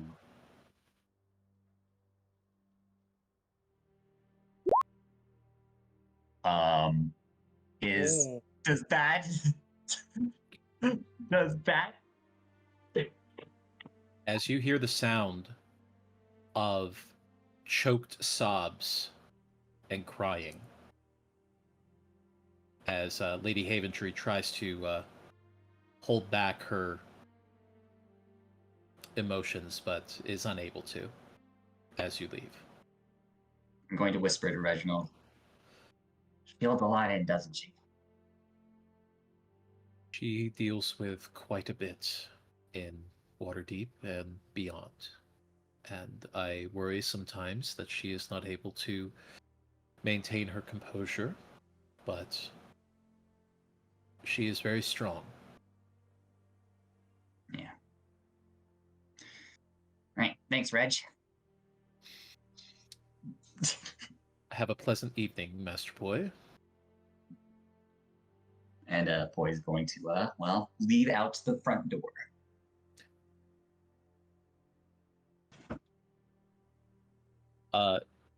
So pause. Cetus, that was fucking amazing. Yep. Absolutely. God, I was actually crying. I was kind of going off. I was kind of like a ad-libbing a bit. So I mean, even I'm sitting over here. I'm the one running the goddamn game, and I'm tearing up. So here you are. well, thank you. I know all the secrets. Well done. Honestly, Hi. the perfect perception at the end was just honestly perfect too. All right. Yeah, you don't know how long I've been waiting to give Poi an emotional moment. So, but okay. Let's continue. There. All right. So, actually, I think we can go ahead and take our break there, just a little bit early. And when we get back, we will wrap up a few other loose ends and move forward. Awesome. All right. Sorry, I need to go over into a corner and cry for a few minutes. Yep.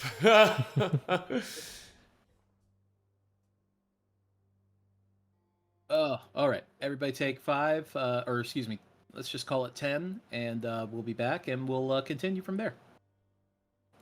Right. Okay.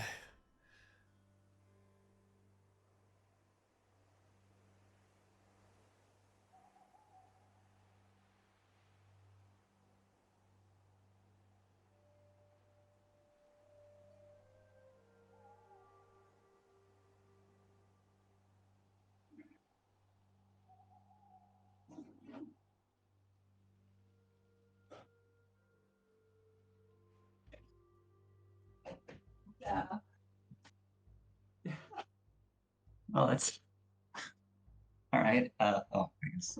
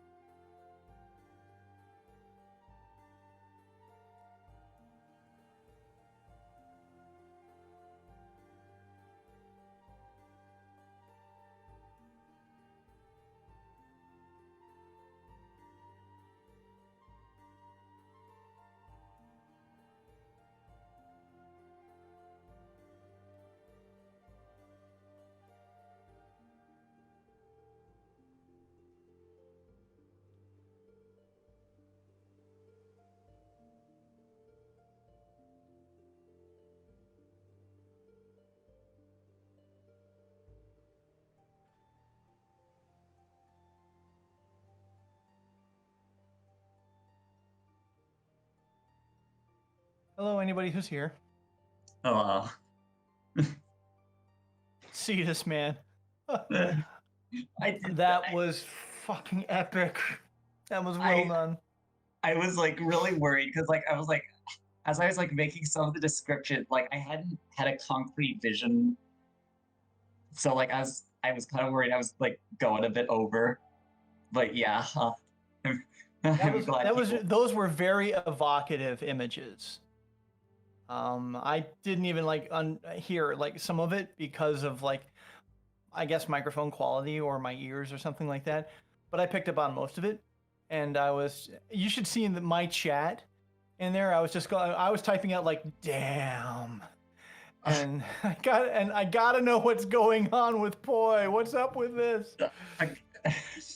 Well, That's I'm just really happy I got to, because playing Poi, it's really fun to play Poi when he's like a shit, like a little shit. But I really wanted to give him this moment for a while. no. This was a perfect turnaround, I think. The sad part is that Cam will never see it or know of it until you decide that it has to come out. I don't know how he would react. Yeah. But I also I'm glad he hearing that from doesn't you- know. Yeah, hearing that from you though, because I'm gonna be honest, I love how you act as Cam. Like I love Oh, it well, so thank you. much. Like I think last time when they were doing like when you were just like interacting with your bear familiar and like just the way you like said, "Oh, who's hungry?" That's just like, oh my god.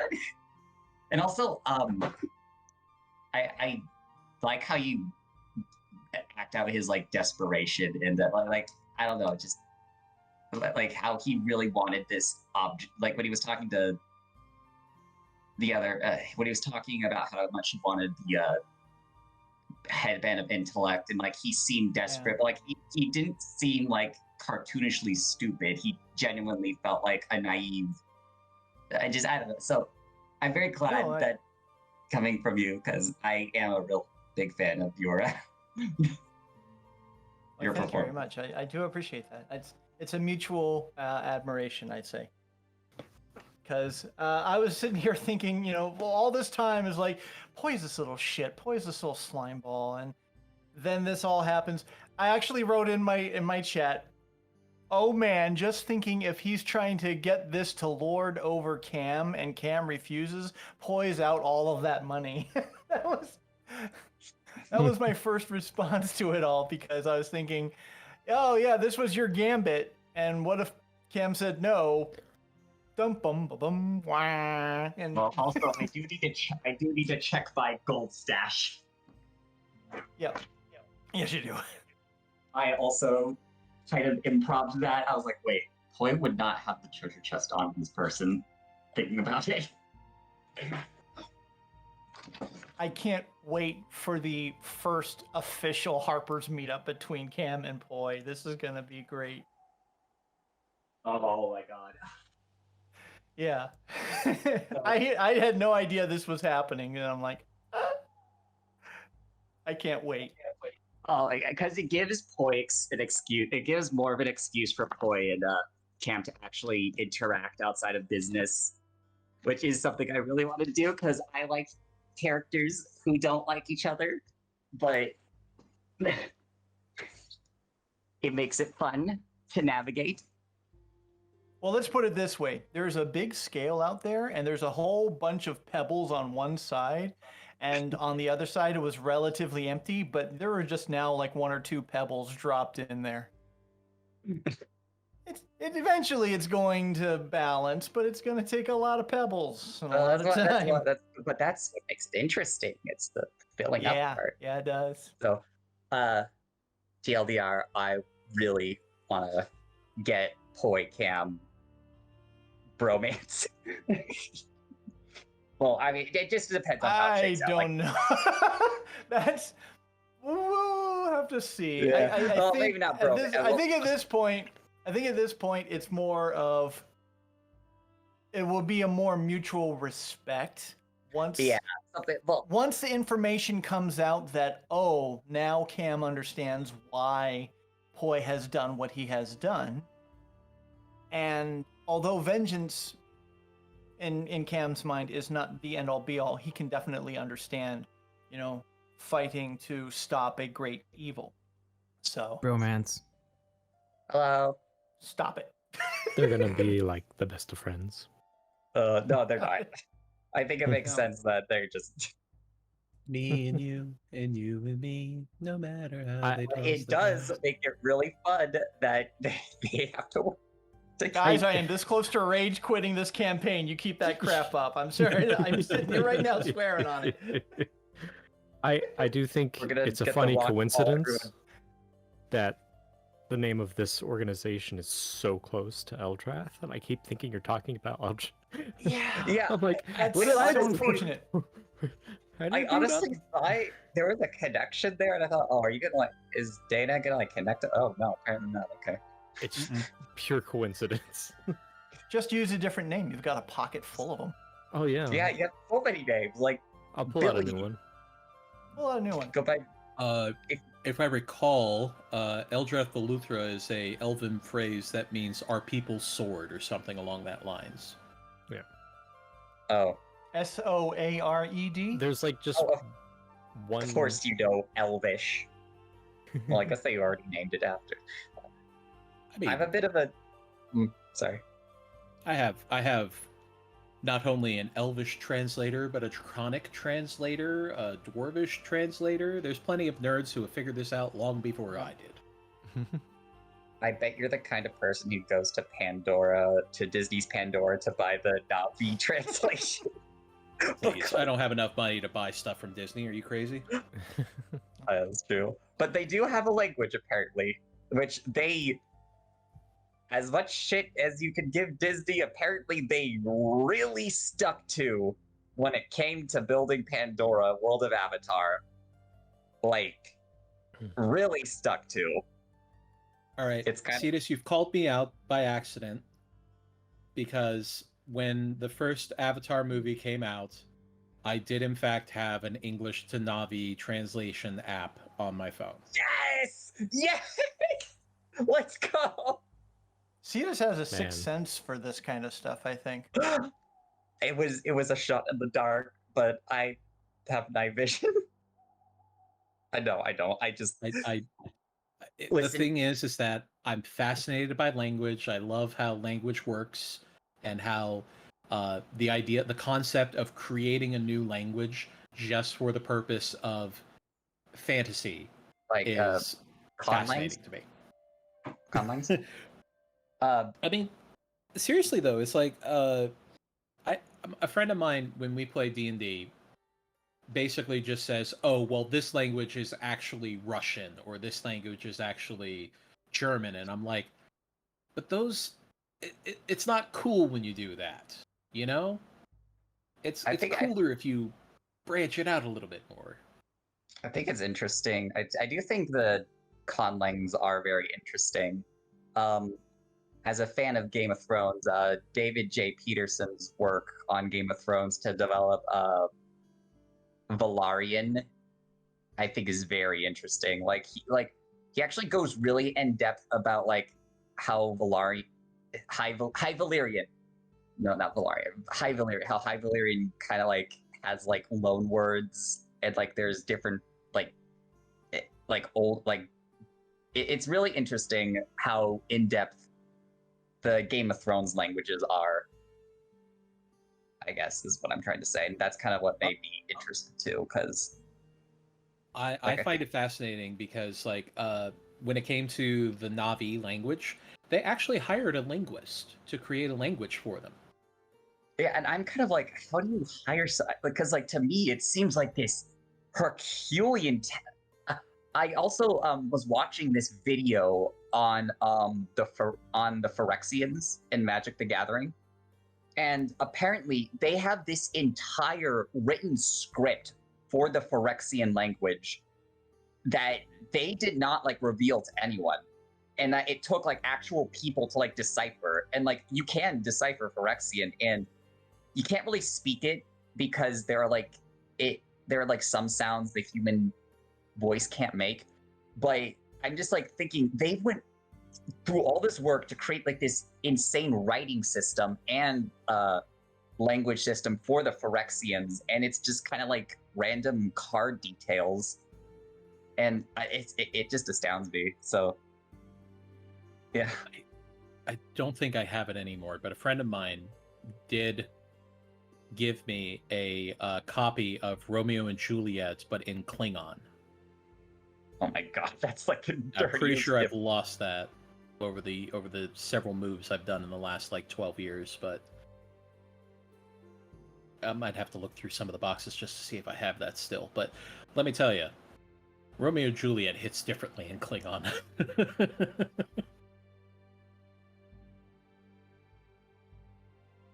Shakespeare just has a little bit more gravitas to him when you say it with a Klingon accent. I think Macbeth would work really well with it. Dude, I would totally watch Macbeth in Klingon. I think that would be hilarious. Go to comedy.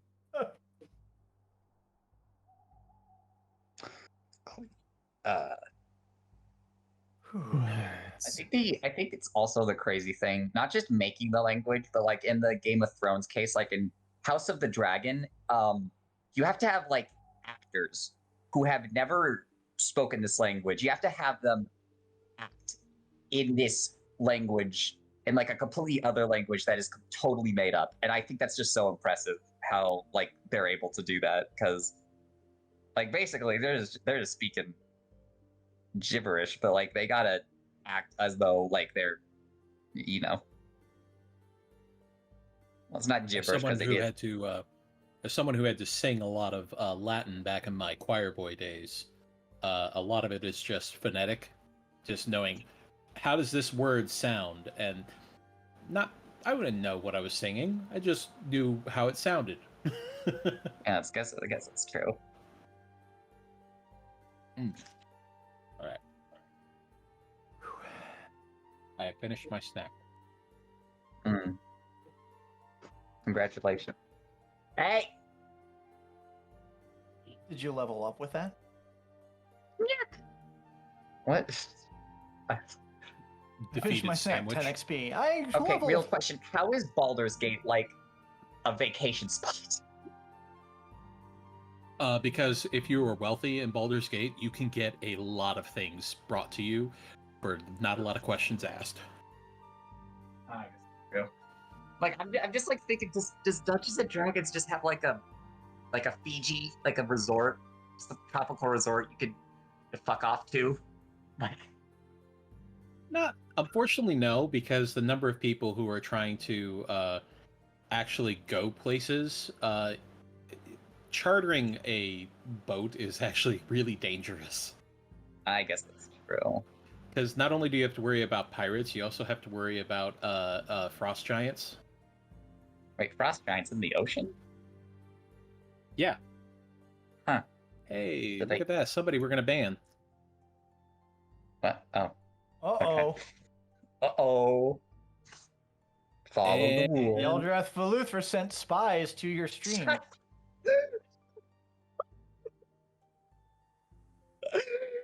Smite them. Destroy them.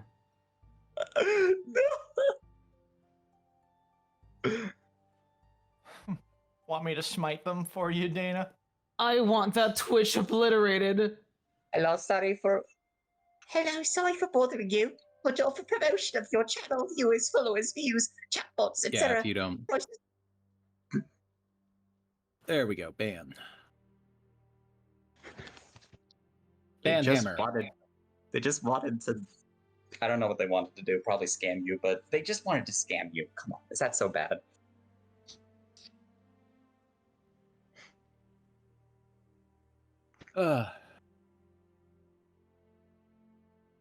Some people. I mean, are you sure that was a person or a bot? That was probably a bot, but somebody's behind the bot usually, so. There were a bunch of people who followed who were of accounts that have been made within the last like month, so I've been patiently waiting to see what they're going to do. And that was the first one that decided to just do anything, so. Well, lucky you did it like at the tail end of break and not, you know, in a big fight scene or anything like that. Yeah.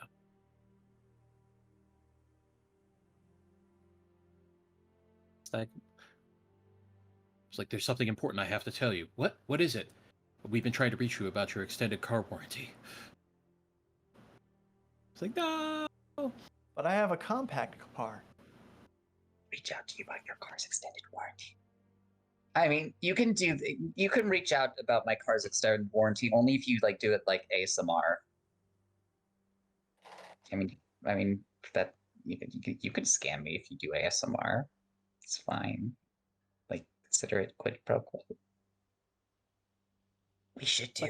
I enjoy it. It's fun, right? We should But do anyway.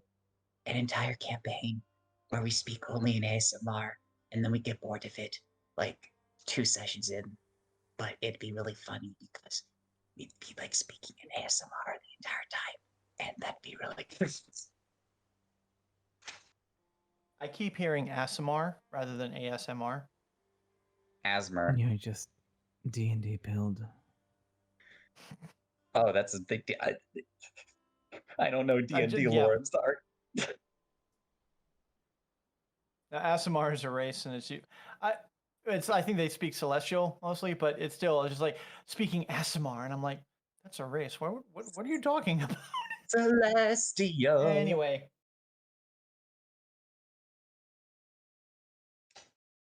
I am a D&D. I didn't know D&D had lore. I thought it was just a random like game. I thought it was a game system. Well, I knew it had lore because like obviously, but like I didn't know if like does it all take place within like the same general universe, or is there different like I don't know.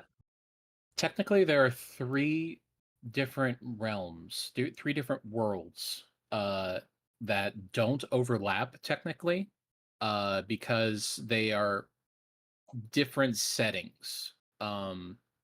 Okay. The one we're doing here is Toril, technically, which is still mostly high fantasy and hasn't moved into what would you call that? I guess it would be. I guess that would be kind of a steampunk kind of thing almost.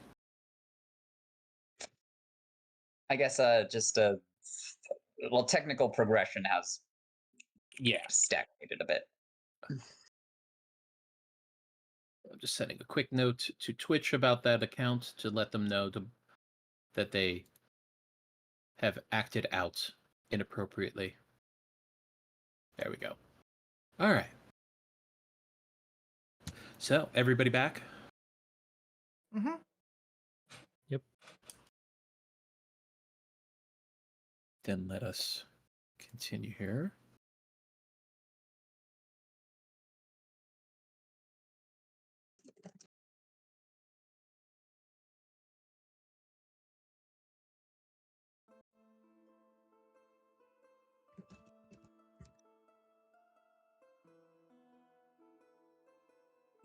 All right. Get back over to our wonderful overlay.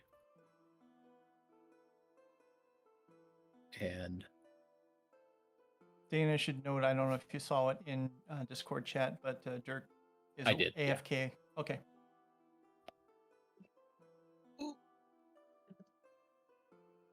I've been typing all day, and my hands are kind of stiff. And I kind of pulled on my thumb to kind of release the tension in the joint, and instead my elbow popped. Oh, you pulled on the wrong digit. I know. I guess I pulled the wrong part. It felt good though. It's nice and loose now. All right. So, getting back into it. Let's see here. Yow. Let's get into your set here. So as we return to Waterdeep, again, a few days before the revelation of Leosin and Carlin regarding Varum the White,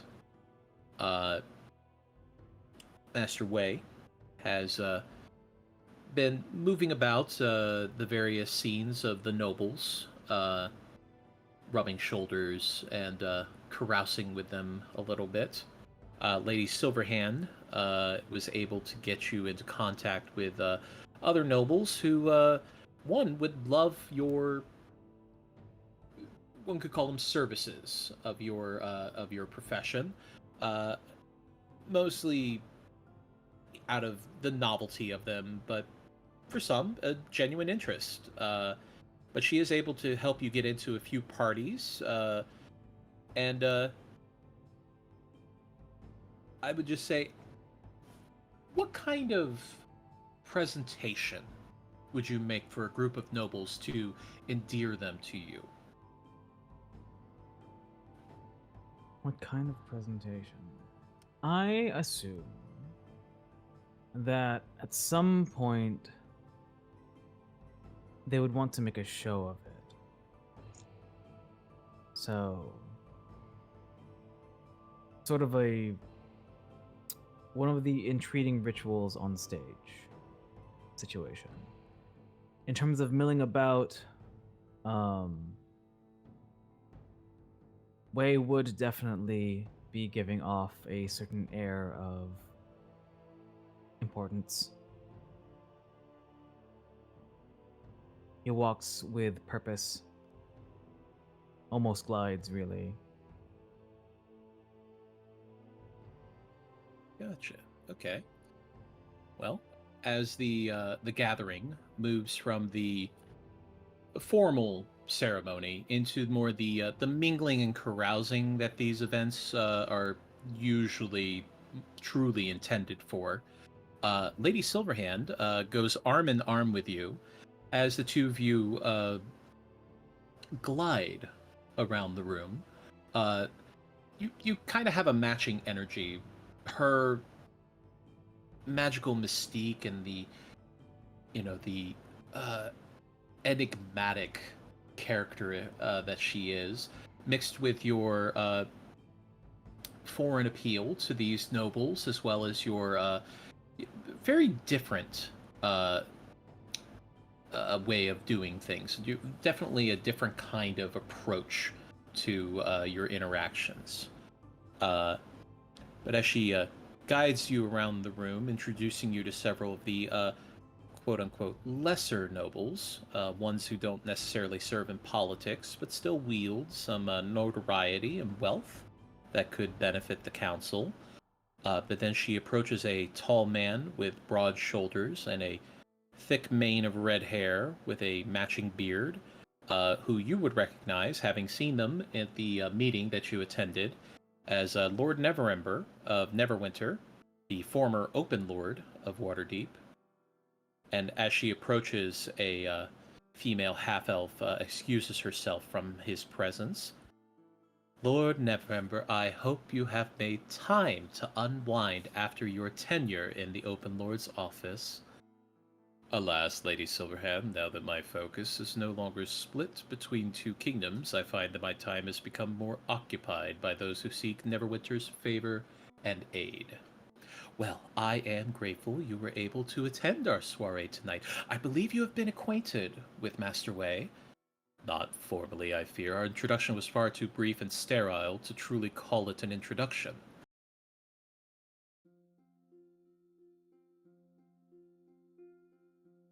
May would be listening to this exchange and give somewhat of a formal bow, at least in the presence of both of them.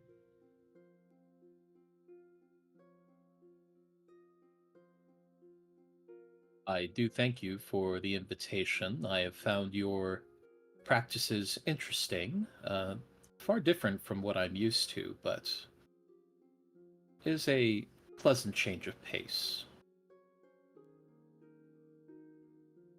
The ways of our people are understandably foreign and exotic to those who live here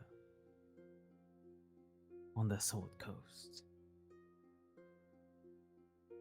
I am also certain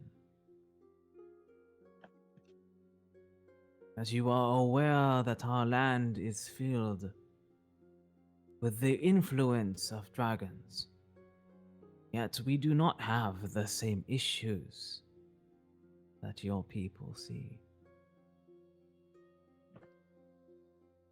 It has been brought to my attention that your more harmonious relationship with the dragons has been mostly beneficial. I regret to say that our interactions as such in this part of the world have been anything but. This is why we find it necessary to observe the goings of the factions of the Sword Coast.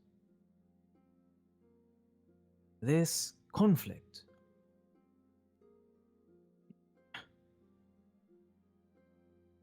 Indeed, it may reach much further.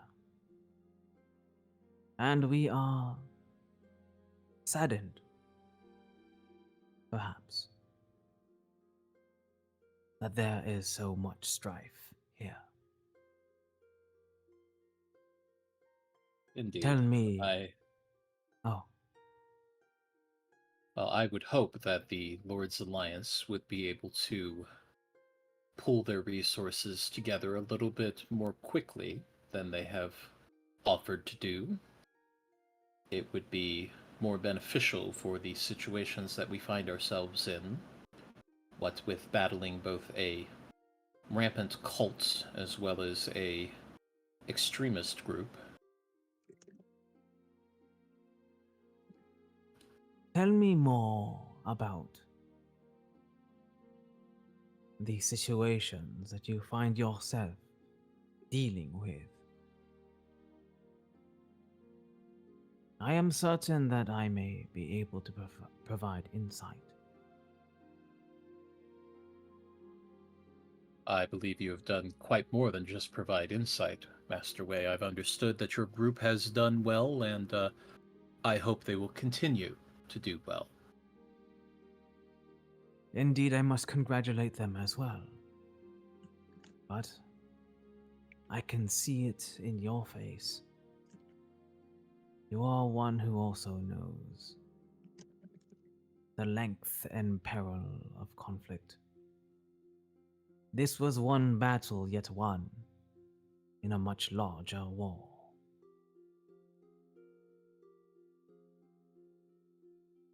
I would hope that it would not expand into a true war.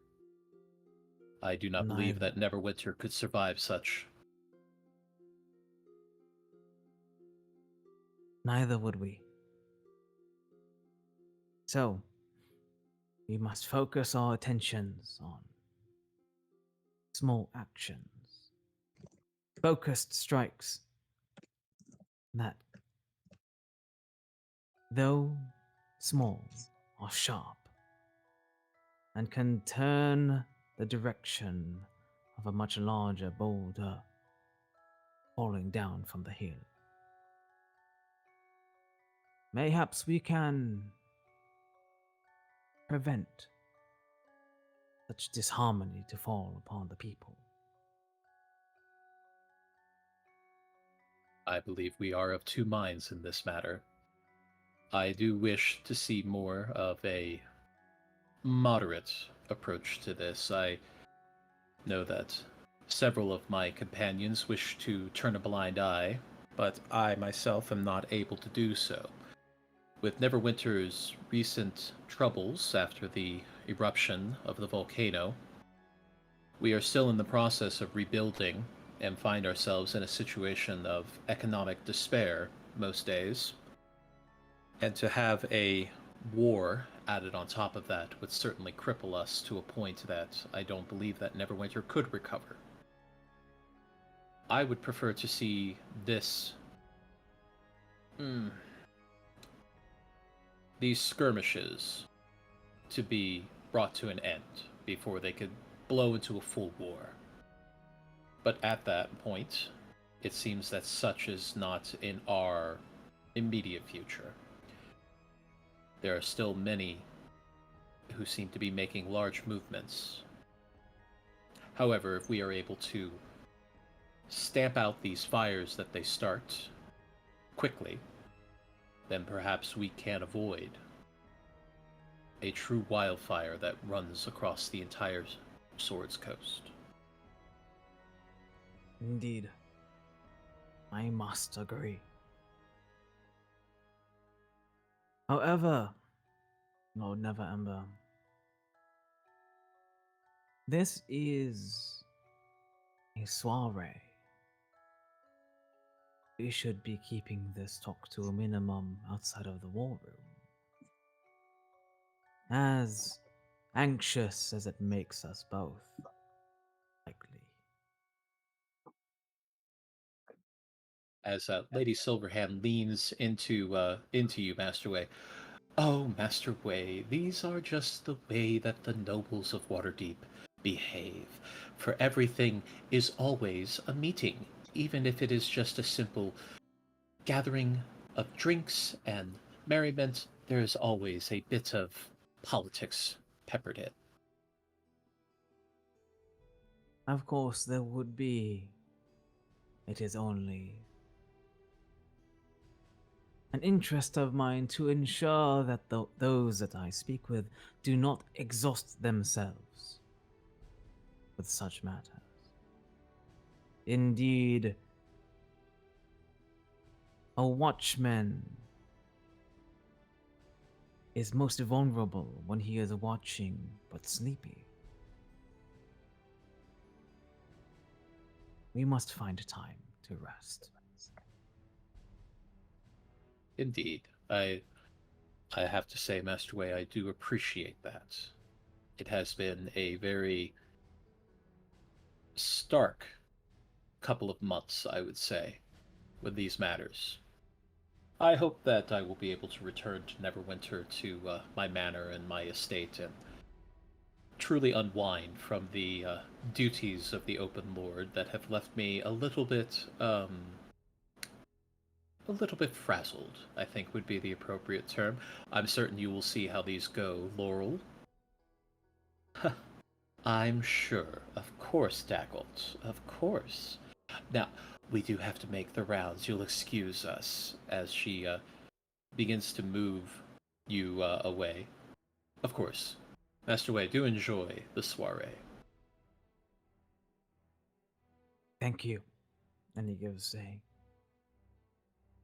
sort of courteous bow in return. As Lady Silverhand moves you away from Lord Neverember. Well, that's about as good as I expected. We He must has not been under. push. Or Well, he has been under a lot of stress, of course.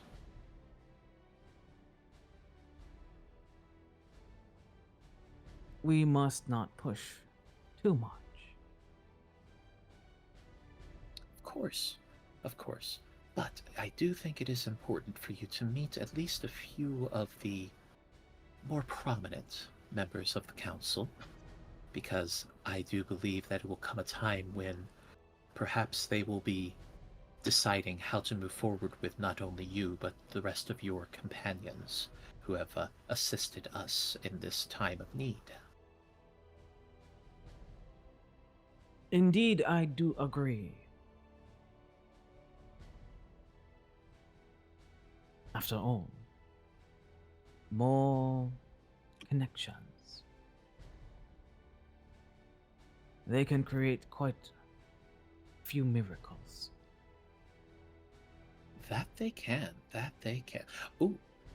As she points over to a half-elf man of medium height in fine robes, but he's standing with the discomfort of someone who is more at home among the outdoors than the nobles' ballrooms, it seems. He has very sun-tanned skin, long blonde hair that falls over his shoulders, and you do notice that he has a little small, snowy white owl perched on his shoulder. And in fact, he even seems to converse with it at times, making light small talk with a few of the other nobles, but he quickly excuses himself after a few minutes before being confronted by another social encounter. And Lady Silverhand points, "Ah, Delan Winterhound, one of the representatives of the Emerald Enclave. I do believe this may be the best opportunity for you." Does Wei have... I'm assuming that they're getting ready at some point for a ritual performance towards like the end of the night. Does Wei have his instrument with him? I would say yes. Whether you have set it up or you are carrying it with you, that's up to you. He will have carried it with him. There is a case for these types of instruments, but knowing this and seeing all this from a distance and how he seems to be interacting with this owl, we will kind of reach back and knock a few rhythmic taps to the wooden soundboard of his instrument and cast upon himself Speak with Animals. Ah, okay. Let me just As post that.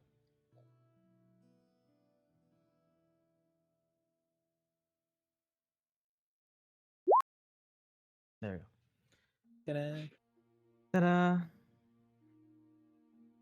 As Lady Silverhand takes the opportunity to direct you towards them in order for you to speak with a perhaps a little bit more privacy as she moves into the group of lords nearby to discuss taxation issues.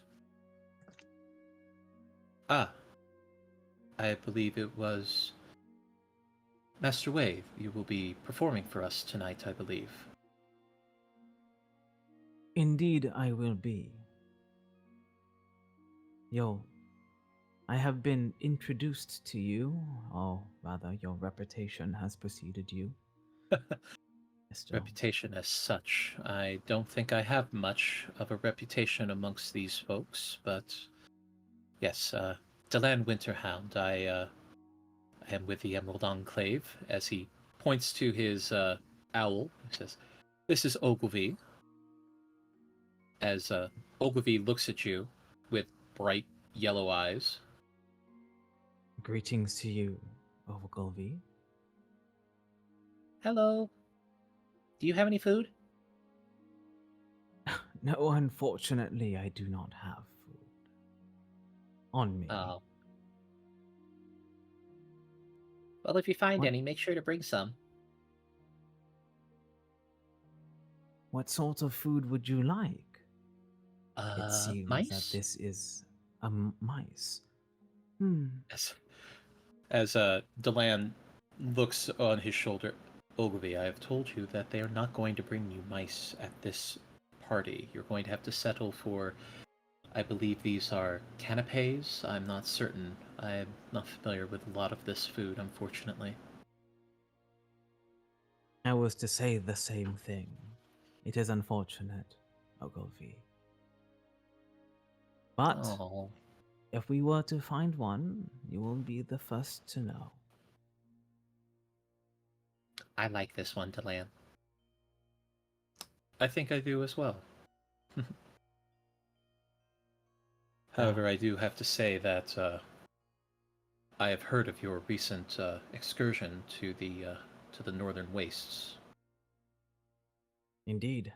What have you heard? Well, I heard that you have killed a dragon. It was an unfortunate necessity in my eyes. I would agree. While I understand that there was a situation that arose with the natives there, I'm not one to disrupt the natural order of things. And dragons, as dangerous as they may be, are part of the natural order.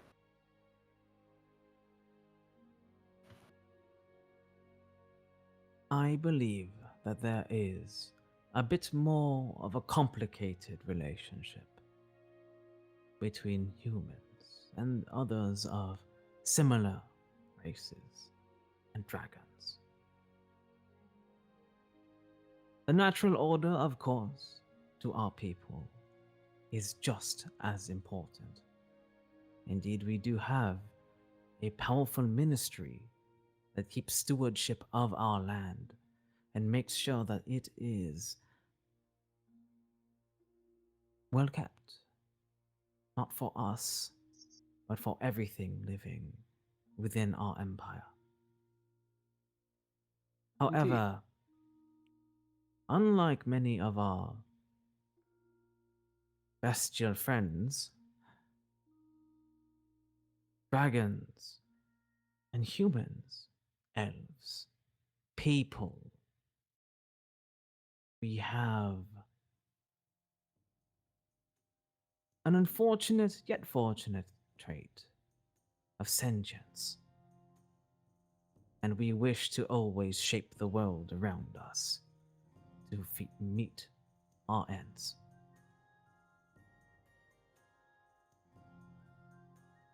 Just well, to that point, Oh, I would ask you, Master Wei, as one who is intrinsically connected with the more esoteric realms of spirits and such, do you believe there is a path forward where these cultists can be stopped, bringing a halt to their disruption of the natural order, without disrupting it ourselves?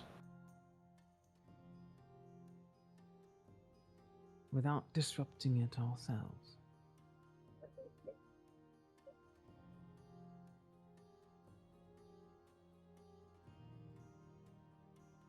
Wei has to think a little bit. He's trying to take into all the information that he knows of this situation.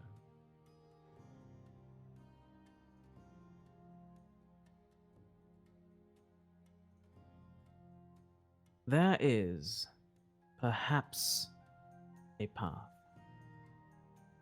Of course, I myself, from the Ministry of Spirits, we deal with the subtle things, the hidden things, the shadowed things. There is always a path to excise a problem. However, this is quite a large problem. What we must do is to come together.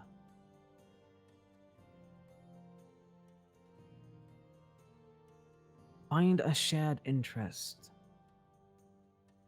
and seek compromise, for indeed, nature will always heal itself over time. We can just minimize any sort of effect that we have upon it. But we must act swiftly before this disease grows.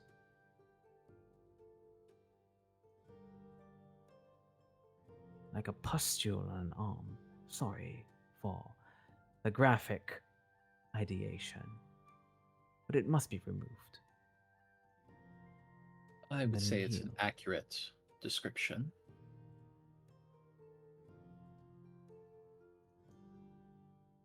I hope What- that in the future that such actions can be done to limit the destruction to the natural order. What are your current thoughts, Sir Winterhound?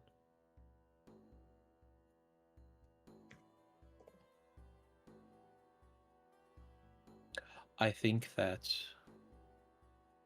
there are people who believe that they can control a force of nature, and they are fools to think so.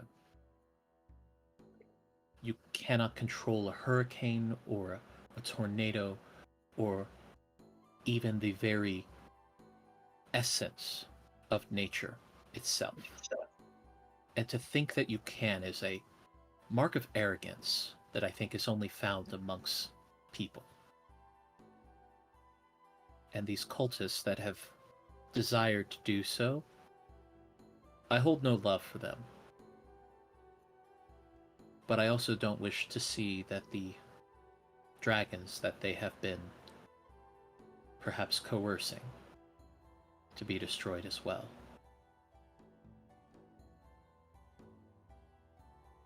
I suppose that makes me not so popular at this party, however. It is a sentiment that is fully understood, Master Winterhound. Considering that I, myself, and my assistants, Lin and Chai, if you would like to meet them at some point, we come from Longwo, a country of dragons. It is always unfortunate if anyone were to be slain, whether it be person or dragon. We have found harmony. I hope that perhaps a bit of that can make its way to the Sword Coast, only by a small touch that I can bring to them.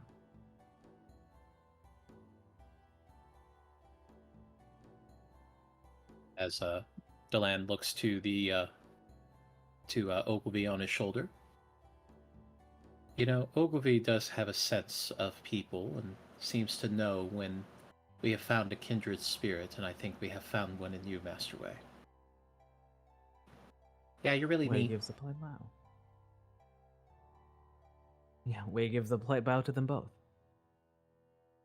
Thank you for your kind words. I only wish to see harmony. If you'll excuse me, I'm going to attempt to make my way to the balcony so I can recuperate from having to interact with so many people. It's not my forte, I should say. Please, the night sky has always been a source of calm and peace for me as well. I look forward to your performance. Way gives another bow. As he turns and Ogilvy's head stays locked on you as it rotates on his body. Remember, if you find any mice. Way telepathically responds to Ogilvy. You know, there's probably mice outside. As his head snaps around to the lamb. If there's mice outside, can I have one? If we find one, yes. But please don't go hunting while we are at a party. As the two walk off onto a balcony, and Lady Silverhand laces her arm with yours. Well, that was interesting. How did it go? It seemed to go well. I hope to... There is an air of difficulty with the Emerald Enclave that I have spotted. Very set in their ways. Of course, it is understandable. Such ways have been with us since time immemorial. But with the advent of people and our interactions, I believe that perhaps with a few words, we may all find compromise. If you are able to do so, you will have done far better than any of the Lord's Alliance, I shall say that. It is far easier to move a 100-year-old oak tree.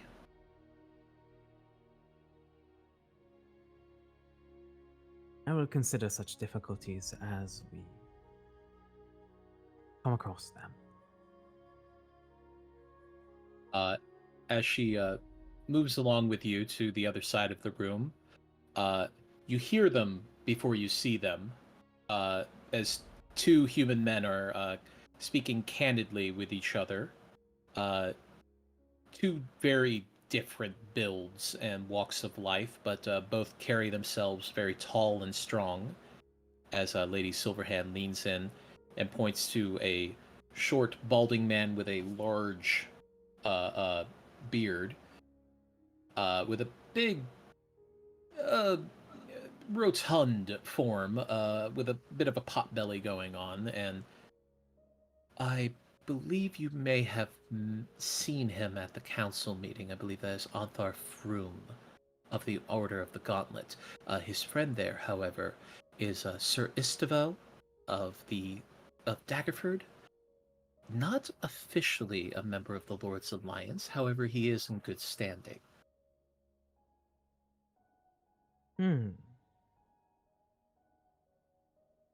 They seem to be embroiled in their own conversation.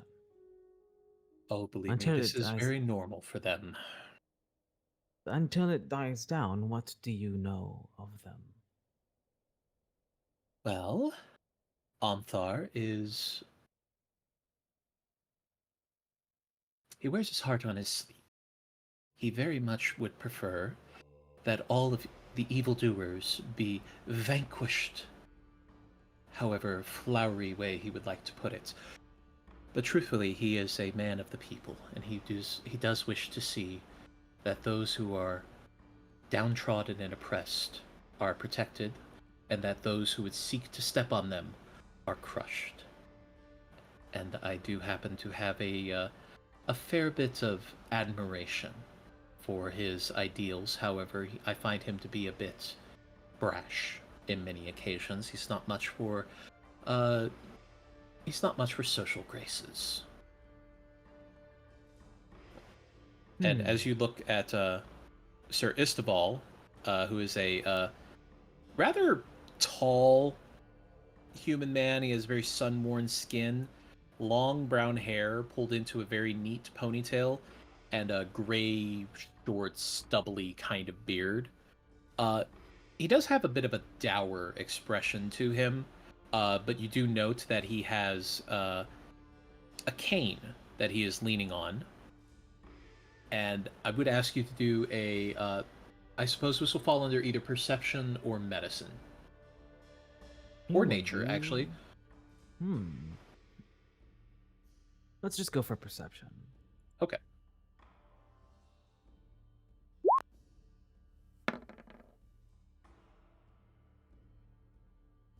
$21.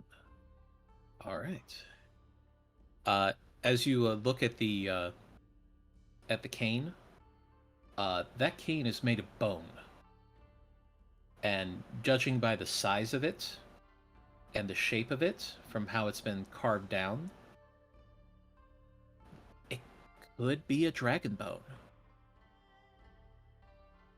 As Lady Silverhand leans in, and Sir Istval, a former Purple Dragon Knight of Cormyr, a veteran dragon slayer. I believe he has quite a few kills under his belt, if one was to appreciate that sort of thing.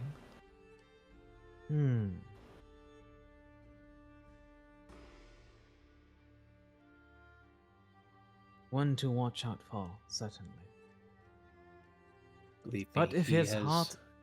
Oh? He has made quite a few friends in his time. I think there is some uncertainty about him at the moment, because he is representing both Daggerford and Cormyr, which a little unusual, but I suppose that it is only natural, him being a former Purple Dragon Knight of Cormyr. It makes sense that he would still have diplomatic relations with them.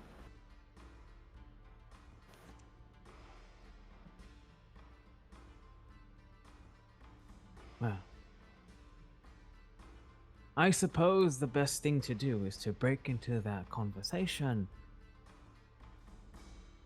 and ask them directly. Easily done. As she moves you closer to them, and you see that Anthar is looking at Istval, and he just kind of pats him on the shoulder. Istval, I don't understand why you aren't out there in the training grounds whipping my new recruits into shape. Nobody has swung a sword quite like you, my friend. Understandably, Anthar, that those days have come and pass for me. As Lady Silverhand, of course, not everyone can have the great fortune that I have. As they both turn to look, Anthar with a big smile and opens his arms wide. Lady Silverhand, I thank you for inviting me to this wonderful party. It has been quite a joy. It is always a pleasure, Master Froom. Have you met Master Wei? I believe I met them at the council meeting, although I don't believe we had spoken. You'll have to refresh my memory. I don't always remember these things. I introduce myself. Wei gives a Wei once again gives a courteous bow, as he does with all the nobles that he meets here. I am Master Wei, emissary from Longo, minister from the Ministry of Spirits. I was sent here to appraise the situation regarding the cult of the dragon. And we have recently returned from an expedition to the northern wastes. I am certain those details you have heard from. As Onthar's eyes light up and he smiles brightly. Oh, I have heard quite a few stories spread around, yes. I personally am quite impressed at your feat. I'm certain that Istval here would also be impressed, for the old White Death has finally met his end. As Sir Istval looks you up and down with a discerning eye. I am to understand that your group that it made this expedition did in fact defeat Arathatar, the Old White Death as he was known. Indeed, we have. It was a less than tactically sound battle. However, we have come out victorious at the end. I do believe one of my companions still carries the head as proof. Perhaps I will have to find this specimen and inspect it myself, but that is no small feat, to be certain. I, in my day, had bested quite a few of these beasts, and I know all too well, as he reaches down and pats his leg, the dangers that comes with taking them on. Indeed. I notice the cane you have at your side. Is that also made of dragon bone? Indeed. This was, in fact, the green dragon that left me with this injured leg. Unfortunate that it is not a malady that can be cured by even magical means. It would seem that Lathander saw fit to leave me a reminder of the dangers of dragonkind and the folly of my arrogance. However, I may have been injured in my fight, but I still walked away as the victor, as was his wish, I believe. I see. It is a bit of comic poetry that this dragon that has injured you is now the one that supports you. Indeed he does. The irony is not lost on me. As Onthar just kind of looks support. Ah, yes, the cape. Yeah, I get it now. Yes, excellent. The wit that the bards have been known for, of course. Master Istivel, I must ask you a question, however. For what goes through your heart when you defeat these dragons?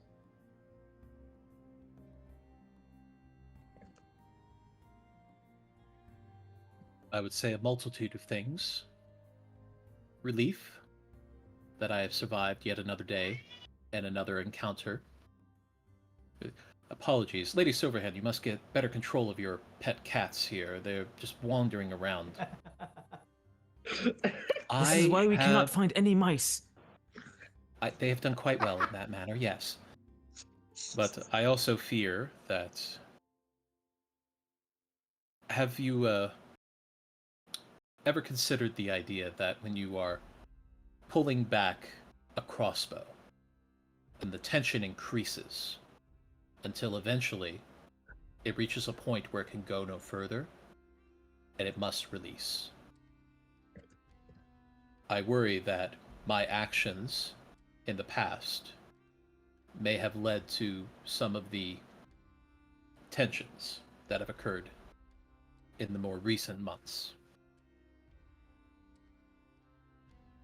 For every motion, there is an opposite and equal motion. That is one of the first teachings of my people. We must be very careful of what actions we do, so that we may last the backlash. Sometimes, if our actions are small enough and consistent enough, and we may weather the storm, we may change the world. But slaying of dragons is quite a great feat. Unfortunately, not everyone thinks that this is a good one. Perhaps I Othar understand. looks at that and just quirks an eyebrow. I would call those people cowards then. There are many ways that dragons work. Not all of them are evil.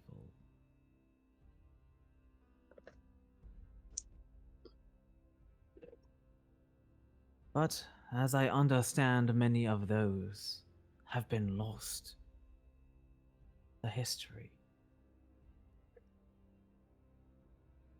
Or mayhaps there may be another cause. I do not know, not yet. I am still observing. Well, I think we all can agree that the observation phase is quickly coming to a close. As Anthar and I have discussed, that the Lord's Alliance, their delays in acting in this matter is proving to be dangerous now, I believe. Those in I Daggerford and agree. Cormyr wish to see that this is resolved quickly before anything becomes too big for them to handle. We are not much of a military force in Daggerford, you can understand. We are a very small city, but I would see that anything that can be done would be done before it becomes something we can't handle. What are the interests of Daggerford and Cormyr, aside from resolution, a swift resolution?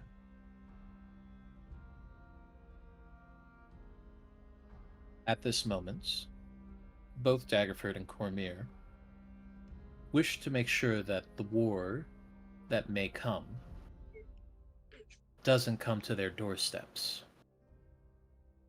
If they were to come, it would be a devastating effect on both kingdoms. Understandable. It is indeed one of the reasons why I am here, to assess the situation. Longwar also feels that sort of anxious arrival of conflict from beyond the horizon. We too, despite our harmony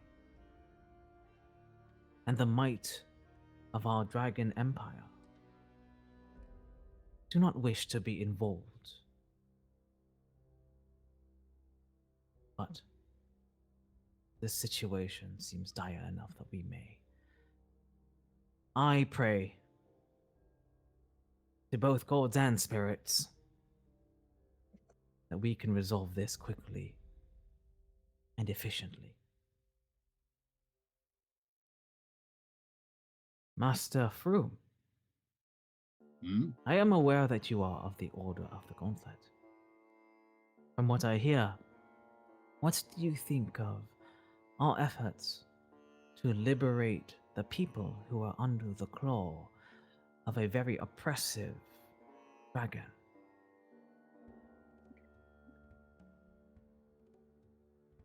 I believe that it was perhaps the best outcome that could have happened.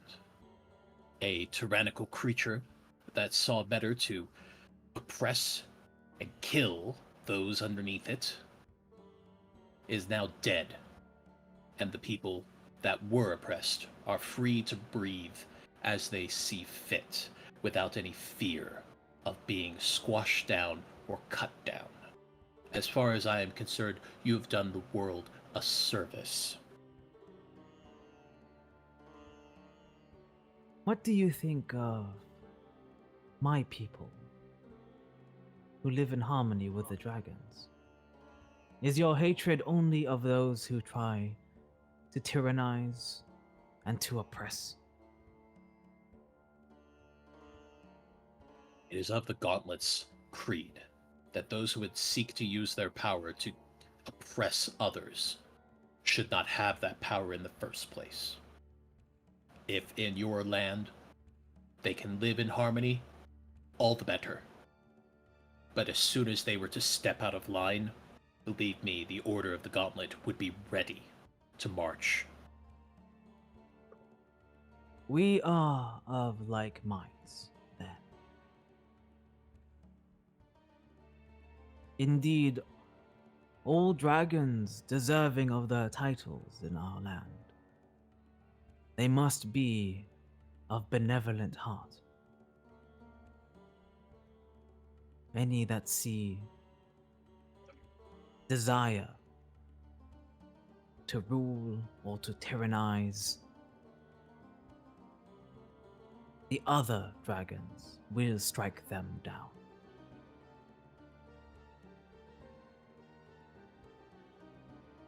As Lady Silverhand leans into you, oh my, this conversation has gotten a little bit heavy, don't we? Wouldn't you say? Perhaps we should lighten it just a little bit, don't you think, Onthar?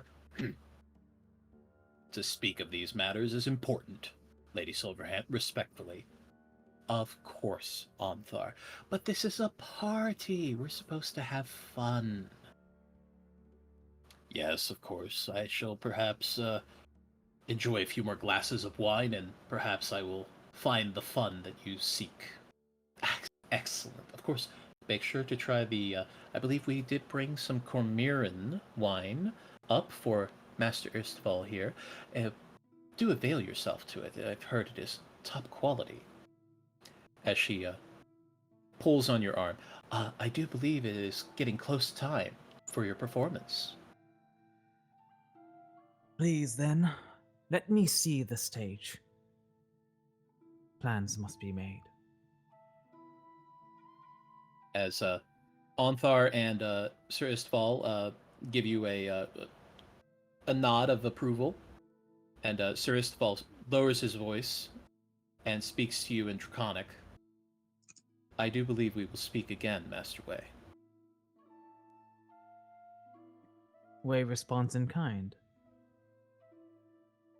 I'm certain we shall. As Lady Silverhand directs you to the stage, as all of the nobles, now seeing you take your position, begin to move closer to the stage, several holding glasses of wine and plates of food as they all watch. All right. So we would where's my retainers? They have been to the side, waiting for you as they see you approach. They step out. Okay. We'll do the same. and to prepare, off stage just a bit. Wei will approach his retainers, avail them a bit of the information that he's had in a few words today, and then address them. Chai, Lin, though when we entreat the spirits today, this is as much of a performance to the nobility as it is to the mists. Do you think you are ready? As Lin nods solemnly, and Chai looks up at Lin nervously. Yes, Master Wei, I can do this. Oh. Then let us. Oops.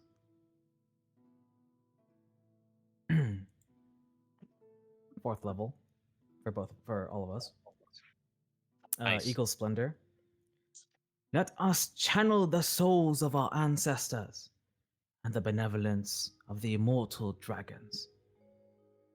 Let our dance satellite their spirits and open their hearts to us. Come, we must begin. As you all step out onto the stage to a smattering of applause before it dies down and you sit. So I don't believe we have described your musical We have instrument, not. actually. I'll do this in a moment. So, firstly, Wei keeps his composure, all mysterious, enigmatic. He still glides around as he always has, but there's a bit more of a showmanship's step to him. His attendants follow suit. They are, after all, supposed to be students of his. They do their best to make an impression as they go up towards the stage. Meanwhile, Wei whispers to them in their minds directions where they must go. Lin, their left. Chai, their right. We begin this mantra. And he tells them to sort of begin a low murmuring chant and motions of entreating the spirits as they kneel on the floor. Wei goes to the center, does a quick turn, lets his flowing clothes settle before he himself also kneels to the floor. He opens a flap that from his cloth behind him and unsheathes his instrument with Mage Hand, which I'll put on down here as well. Oop. For those who know what this should be a guoqin. This is a 7-stringed instrument. Very old one, rumored to be one of the first instruments that existed in China. Especially stringed instruments, but it is this instrument that he gently floats onto his flap. It is mildly propped up still by the magic of Mage Hand. From here, he doesn't play quite yet. He begins to join his students in this chant. As they begin to chant, a good amount of prestidigitation occurs. An array of hexagrams seems to be painted around him, ringing him in this mystical circle and array. He produces the scent of temple incense. And finally, the faint sound of rhythmic drumming. He hopes that the nobles have begun to be silent and to listen closely from this very faint sound. As the nobles are quiet, all eyes fixed on Master Wei. Several of them in awe at the showmanship that is being shown, but also the mystic, enigmatic nature of it. You have them eating out of the palm of your hand.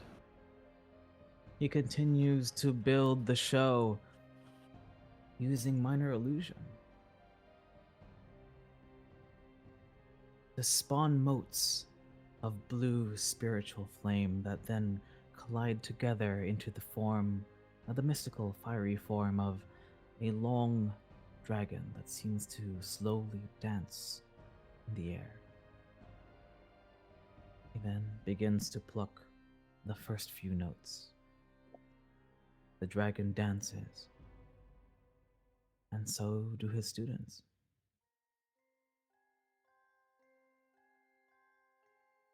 I'm going to ask for a performance check with advantage.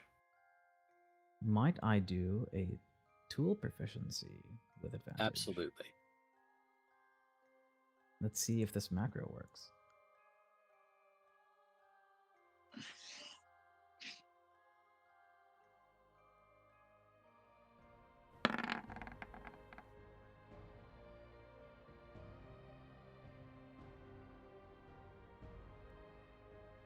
As the music begins and your retainers dance along with the illusion that you've created, every single one of the nobles is watching you in awe at this amazing performance. And you can see Lady Silverhand in the corner smiling, because she knows that not only has she helped you with ingratiating yourself with some of the more important council members, but she has also made sure that any of the nobles would be more than happy to see you again after a performance like this. Ray is not quite finished, in fact. These are merely parlor tricks that any bard worth their salt knows how to use. But he does bring something special to the table as somebody who is more focused on the spiritual. He begins to entreat the spirits himself, his talismans sort of flying out of his arms, and he begins to see what the spirits have to say. He continues the performance, but if he is unhappy with which spirits he has contacted, he does so again, just like now. What is happening? These things, Why they is it- happen. Yeah, right? He has up to 5 chances, so we'll see what happens. Boop. Oh, alright. With this, he stands, his instrument floating up to his waist level due to the telekinetic nature of his mage hand. He begins to tell the story of a battle and the evasive maneuvers that were required of it. He quickly tells his students to find a point. What's the ceiling look like?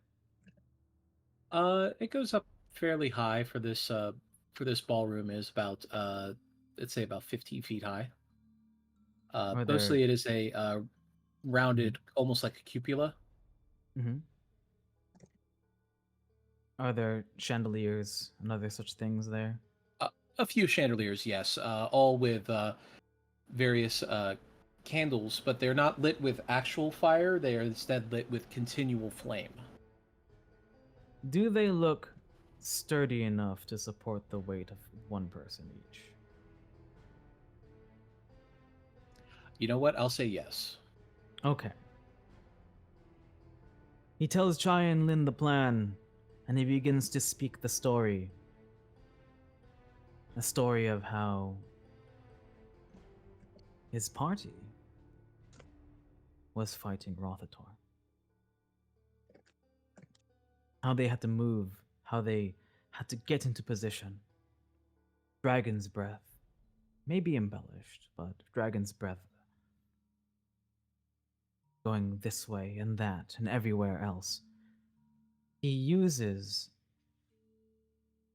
the sign from the spirits. And suddenly, with a burst of spiritual flame, him, Lin, and Chai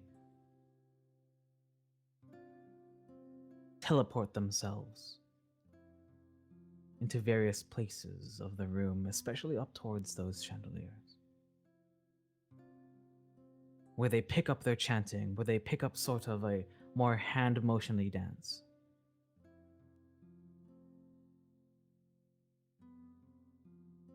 What did the nobles think of that? There is a sudden uproar of surprise and clapping and applause, as it is such a impressive flash of creativity and ingenuity, and a surprise that they really didn't see coming, in fact, as everybody is standing on their feet and applauding you, shocked and certainly in awe of your skill and your performance. Wei continues, and towards the end of the tale, he describes how a Rothator attempted to take flight, but was slain just as he was begun to take off. And he instructs Lin and Chai that they will fall. They will fall as if they were this dragon. And they all fall from the chandelier, but slowly, with the help of Featherfall. During this time, Wei will do a few more things. Let's see what they get. That's great! Wei will use that on himself. He'll Not do that on bad. himself. And then last one. Okay, cool. So they fall onto the floor gently. Wei accentuates this motion. Gives a bit of a performance, like a dragon actually dying, being slain. He seems like he's enwrapped in the tales of the spirits, and motions his students to get up and to take their places back on stage. He changes a bit of the mantra that they are doing, and he motions to the front of the crowd. The spirits, they inform me that at least one of you is in need of great haste. They wish to bestow a blessing.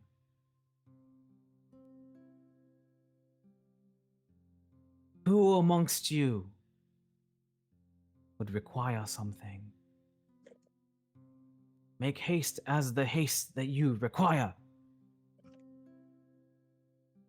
As a half-elf noblewoman steps forward, and seemingly a little bit tipsy, but also very excited from the performance and the show, and is happy to be involved. Way with a flourish of his arms pulls out the talisman that he has created from pulling on his tail. It bursts into a spiritual flame in front of her. And he says, "The spirits have blessed you." Let me roll Bardic Inspiration die. Just for funsies. Plus Bard level. Ooh. Wait, what? Really? Plus Bard level. Okay. What's my Bard level again? 8. Okay. There you go. Oh, well, that woman gains 16 temp hit points and also moves faster until while she has that hit point. Temp hit points. She's technically a commoner, so she only has like 1 HP. Yeah, so she's gonna be schmoving. She is super powered. Yeah. Well, as your performances continue on through the night, we will have to conclude them at this moment. But well done, well done. I think you have made quite the impression on the nobility. Thank you. I also hope that they are now interested in what can be done, because it was not just a performance, it also seems to help people. Absolutely. As we move from the High District down into the Dock Ward, where in the yawning portal, sitting at a table, enjoying a few drinks and rolling dice, is Bastion and his new friend, Gorlog, quickly becoming fast friends over their love of dragon dice and the similar careers that they find themselves in. After a few rounds, Gorlog finally wins and manages to pull in a few copper pieces for himself as he reaches over, but accidentally scratches against your gauntlets with his. Oh, sorry. That's just how it goes. Shit, I did scratch him, did I? I don't see anything. Give it a look. Good. Not bad. What about yours? What's your history with them? History what? Those gauntlets. How'd you get them? Oh, these old things? Yeah. Oh. I'll just pick these up when I became a city guard, and just, standard issue. Yours are way nicer than anything I've ever seen. They're real good quality. What are they? These things.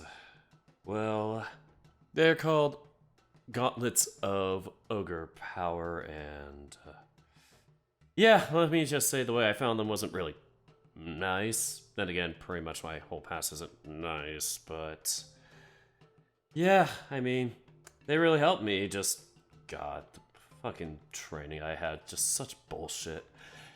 And looking at it, Bastion starts thinking to himself and going back and forth in his mind. Do I just tell somebody this? Like he's had a few drinks. He's like kind of in that zone of he might open up, and yeah, the drinks would help him to really go. Fine. I mean, these gauntlets also kind of help me with life. You see how these dice are, just luck, just, sure you roll them, but honestly, they're just chance. And I just say, it gives me a good assurance that there's no personal interference. Let me just say my luck, fucking horrible. Growing up, I really wasn't the strongest in my training group. Just the combat and stuff. It always seemed like the fellow classmates just, God, they fucking beat me up. I don't know, I gave it my all, I was doing all I could, and just every time, dude just poke fun of me, just calling me, like, Light Claws and all this fucking bullshit names that just, I could scratch, but just, it was like just little baby punches to them. Even when I'd reach out, I mean, back then, obviously, I didn't have any barbarian path, I could tell you about that later, but let's just say, a little scrawny me, I was just a twig back then. I mean, look at me now. You don't think I'm really much of anything, right? Like, you wouldn't really call me a strong barbarian. Come on, I think you've got a good build to you. You've got, I mean, I've seen bigger people, yeah, but I've never really, hey, strength is only half the equation, if you ask me. Well, apparently it wasn't to them, but thanks. Yeah, Small Fry was also one of those common names, but yeah, I could never win a fight. It was like the whole world. The dice would always just keep rolling low numbers on me. Nothing was fair, but one day, just after all that stupid combat, I think I got my ass whooped at least 5 times in a row. I like to count my wins, but I mean, I do that because they're hard to come by. I could probably count them on my hands. I'm going after one of those battles just absolutely exhausted. I take a rest on a tree. I feel something kinda cold, kinda solid. And I see these things. These gauntlets. No clue what they are. But, I don't know. Maybe they could help. Just felt like one of the worst things for me was just getting thrown down by my hands, just getting gripped by there. God, fucking hated it. I try them on. God, I'm not somebody who does fashion or whatever that crap is. But something changed after that day. I started winning more. I started getting the feel for stuff. I could start lifting stuff that I never thought I could. I started getting towards the top of my class. Like, those dice just started rolling the other way. It's like nobody wanted to fuck with me anymore. And I mean, right. I mean, going from small fry to yeah, not so small fry. Took me a couple of levels, but kind of passed down from the family the path of the beast. I thought, yeah, all these fucking people call me small fry. I'm gonna show them who's boss. And at that moment, he has another moment of just, do I not? Because, I guess, quickly, out of character moment, he hasn't seen Bastion in his beast mode yet, right? No, he's only seen you in the tavern. Yeah, alright, so basically he goes and just... Alright. So, yeah, Path of the Beast, man, just really got me going. Let me show you, I mean, I'm not small fry anymore. And he just starts going for it, just grows into his beast mode. Starting to lighten up. You see that, like, while he's growing, just that typical resting bitch face, that frown, just start to become a grin of just that kind of haughtiness, that oomph to him. And as he grows, it's just... Yeah, go ahead. As Gorlog just kind of is startled and just kind of moves back in his chair and... Oh my God, that is amazing! No, right. Now he gives a flex. It's so big!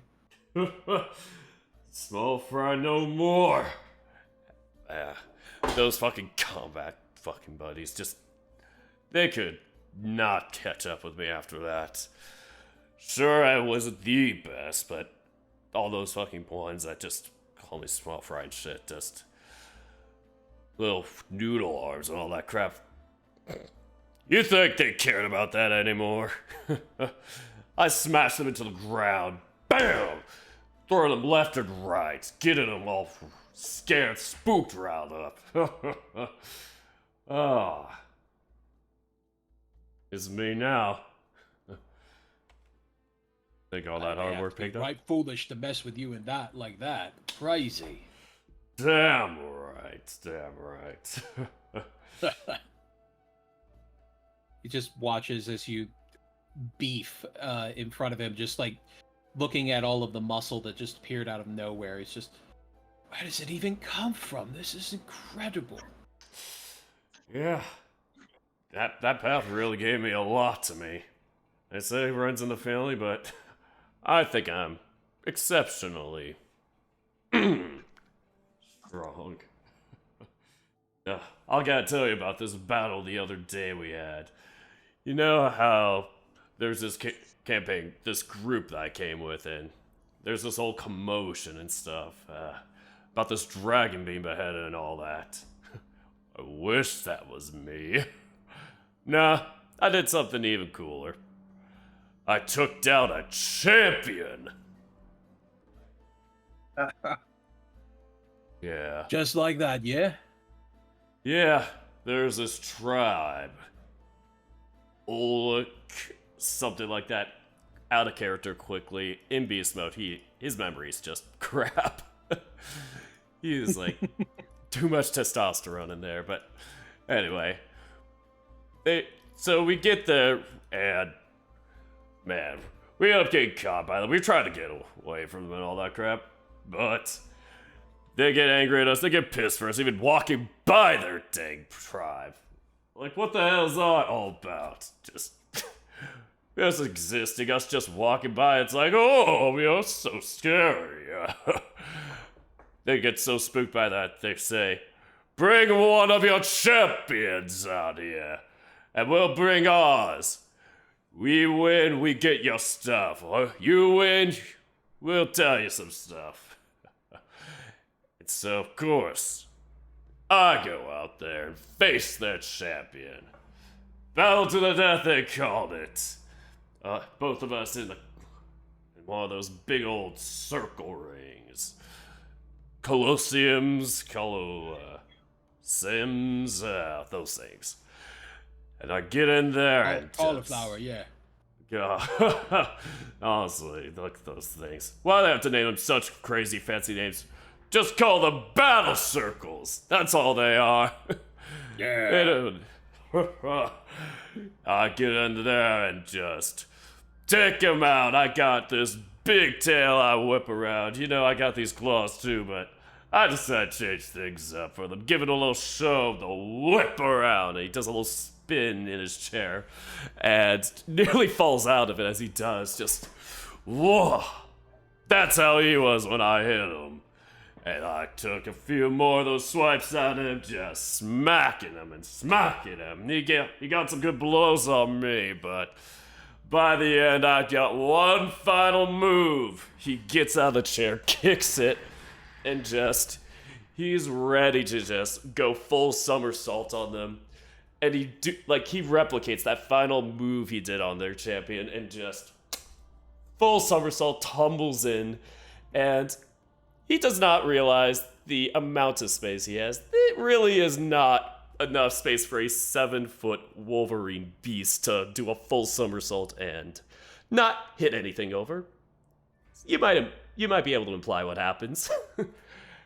As you go into the motion, and a couple of people who have been watching this commotion suddenly scramble as you knock over chairs and bump a table. As Dernan, the bartender, looks up from the bar. Hey, keep it quiet over there, all right? Party poopers. Yeah, he sits down. That's what I did to him. a full-on tail whap on him. Just a whap on him, got him out. And I was the victor. Luckily, he didn't die or anything. The group revived him, but, you know, it was enthralling. First time anybody called me a champion. Sure, back in my training, they thought I was something by the time I got these damn things, but, well, I wasn't no champion. There's always someone better than me. I was always secondary to these people. But me, your champion, that was awesome. And as you reach the end of your presentation, we'll call it, your rage starts to peter out. Go ahead and roll a d6. Indeed. All right. As you begin to shrink down back to your normal size, much to Gorlog's amazement, as he's like, "That was amazing." Does a little pose as he does that. Meh. Show and tell. Get a little wild, I should say, in that form. Don't expect me to be that crazy when I'm like this. Hey, don't worry about it. Hey, look, I think you're a great guy. And if the people that you grow up with, if the people that trained with you, they can't see that, then that's on them. You got a job that makes a difference, and you've done things that are pretty damn cool. At least I think they are. Well, I'm glad you do. Well, I like them too. Looks to himself and has this moment, like, you could tell that it's like if anybody's an outsider could tell, like, he's like blushing from that, but at the same time he's trying to keep his cool up. Yeah. He's trying to not let it show how that made him feel good. But getting back into it. Yeah. Thanks. You just keep doing what you're doing, and I'll bet you show them how strong you is, and they'll line up to tell you that you're awesome. Thanks. If I ever come across one of them again, gotten pretty damn far from that home base. Not really wanting to stay at home and be mama's little boy. Home's for people that don't go out and fight other people for a living. It's like you got to go far from home in order to do those kind of things, otherwise you end up beating up friends and family. Yeah, like I said, training. When you're at home, you can't escape them. You're a laughing stock. At least when you're out of battle and you get your ass whooped, you probably won't see those fuckers again. Yeah. I'm guessing that you ain't gonna get your ass kicked anytime soon. Nah, not recently. I like to think the dice are my winning streak right now. Maybe not this time. As he looks at those speaking dice. of, let's go ahead and get another round going. On it. As he begins to set up the next round, and you feel somebody tap your shoulder. And he's like just in that like walking motion where it's like you see him like raising one leg. I'm trying to explain it, but it's like, you know, it's like you're kind of like cartoonishly walking like as if you're marching. It's like you see him like lean back on that one foot and like he turns like, As you turn to see a young tabaxi female holding out a piece of paper.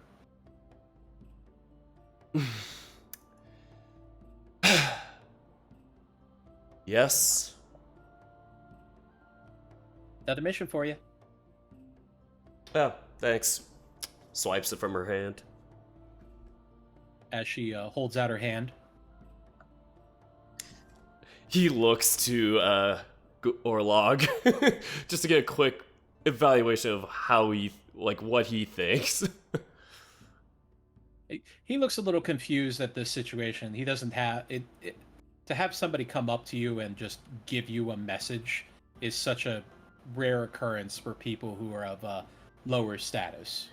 Well, he's more so looking at, like, to evaluate what he thinks about the tabaxi female, like, holding out her hand of, like, would he be, like, somebody who hands her any money? Just try to get that feeling of...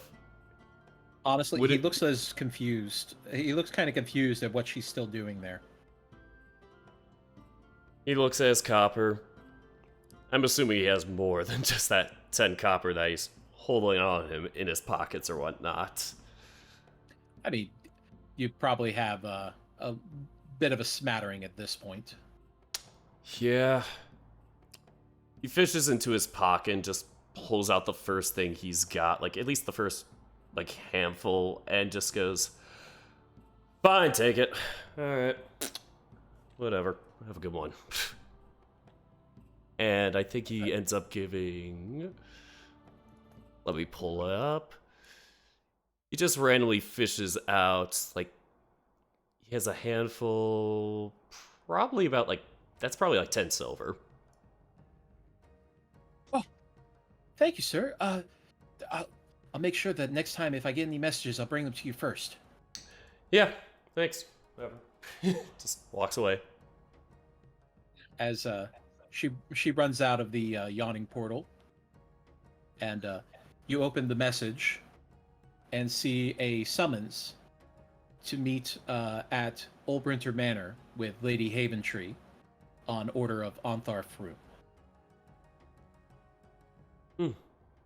Onthar. There goes that big old fancy name again. Haventree. Alright. Just folds it up, rolls it back up and just takes it back after he gets the drinks and just places them on the table with Gorlog. So, this is gonna be my last drink. I guess I have another mission again. Oh, really? Okay. Well, duty calls, right? Yeah, it's a shame we have to, but then again, wouldn't have all these great tales to tell if I didn't do these. Like I said, you can't just sit around and be a mama's boy. Or, yeah, I said that. Whatever. Hey, make sure to come back. I want to make sure that we have plenty of time to play more dice. Yeah. Sure.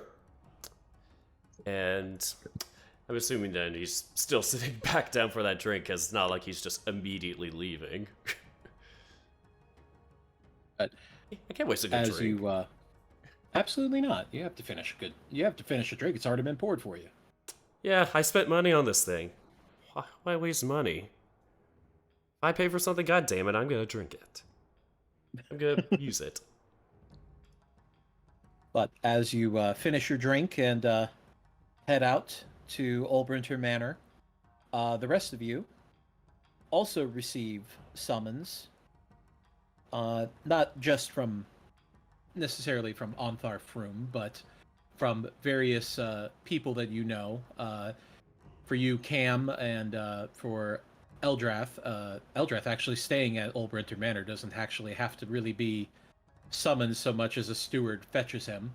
But everybody receives notice that it's time to meet and discuss the next steps forward. Unfortunately, Saku had to step away because they were not feeling well. They had some medical issues that arose earlier this week, and they were starting to feel the effects, so they had to step away for the evening. Oh, Dude. But we hope that they feel better after a good night's rest, perhaps. But the rest of you, now at the end of your 10-day rest, converge on Ulbrinter Manor into the sitting room of Lady Haventree, where not only is Carlin standing at attention, waiting, but also Leeson, as you all enter and are seated. Does would I have any new garb, so to speak? The most important piece of uniform, so to speak, for the Harpers is the insignia pin. Okay, so I don't need to. And it has been noted that many of the Harpers actually do not wear it openly. Okay. Interesting. All right, okay. But as everybody settles in and Lady Haventree looks around, it is a pleasure to see you all, knowing that we have all had an opportunity to relax after these very hectic weeks that have come and gone. But it is time to get back down to work. As she looks to Leeson, yes, I have checked with a few of my contacts and I have learned a few things. Allow me to catch you all up to speed. We are on the tail of Varum the White, a leader within the Cult of the Dragons sect, known as the White Worm Speaker. He is a very prominent figure, one of the highest ranking members within the cult, in fact. And we had learned that he has been in Waterdeep previously, and in fact was targeted by assassins that failed to kill him, but were capable of stealing his mask, the White Dragon Mask. Very similar to the Black Dragon Mask that the former interloper, Eldrath Myuuldrid, was able to steal away from them. I have it under good authority that it has been secured. However, this new development brings us into an interesting opportunity. It seems that Varum has moved south and appears to be heading through Dragonspear.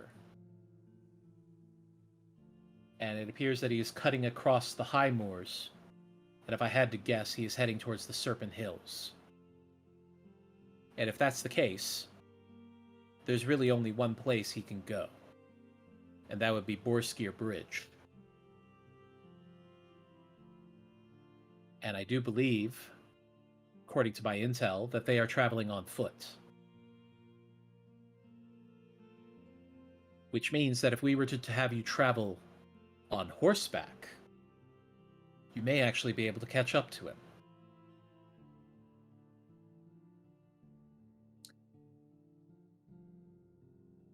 If that is Cam the case... speaks up. Oh, go ahead. Cam speaks up. Do we have the resources for horseback? Enough for all of us. As Lady Haventree raises her hand, I've handled it, no worries. They'll be prepared by tomorrow morning.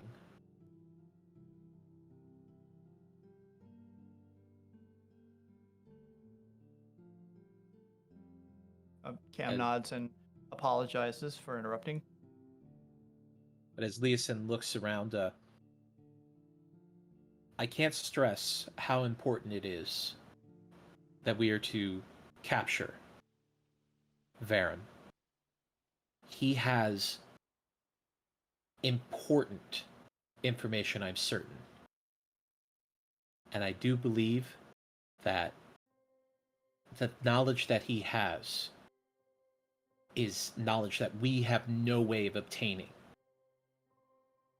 Because it is so guarded by the Cult of the Dragon, it is vital that we are able to retrieve him and bring him back here to Waterdeep so that he can be properly detained and interrogated, as well as held accountable for his crimes.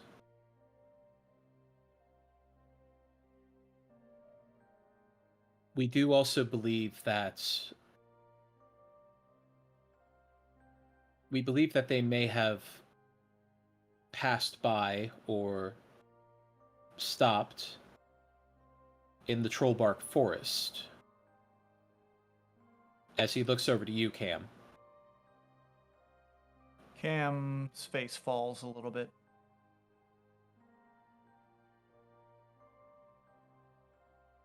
There is a possibility that they may have gone back to the Temple of Bahamut there within the Trollbark Forest.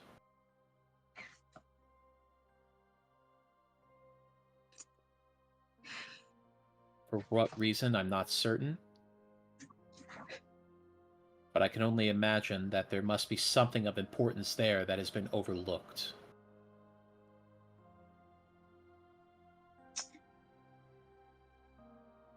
Cam, I know it's a sore subject for you, but it may be worth it to take a look. Cam puts up a hand like, it's all right. The pain of that memory will drive my sense of justice. But the necessity of completing this mission and getting Verum back quickly and efficiently is of the most vital importance. I know my place and I know my roles.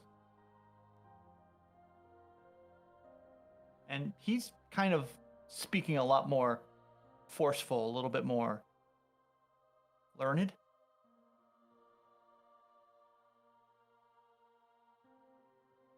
Right.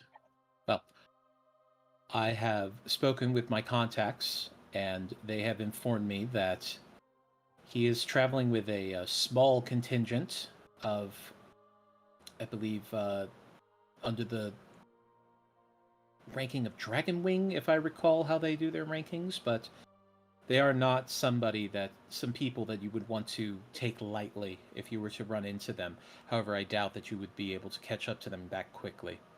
But once you're able to find them and perhaps discern what exactly they are looking for, it seems odd to me that his mask was stolen and he is running off to the Serpent Hills. I can't think of anything that might be out there that he would be looking for, but it's entirely possible that there might be perhaps a cell of the cult that we are not aware of. Perhaps he's going for reinforcements. I don't know. I thought he had more connections here within the city, but perhaps not. Dana, Yes. could I do some sort of check, probably a history check, to know if I've heard of any kind of sect in the Serpent Hills? This would fall under, I would say under history. You have done quite a bit of research, so I'm going to say this will be a flat roll. Okay.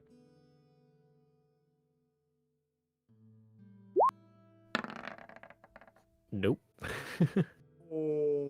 Okay. Unfortunate.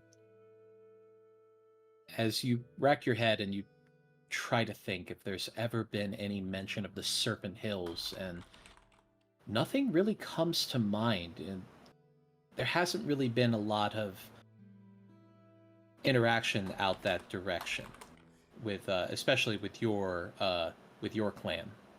Mm-hmm.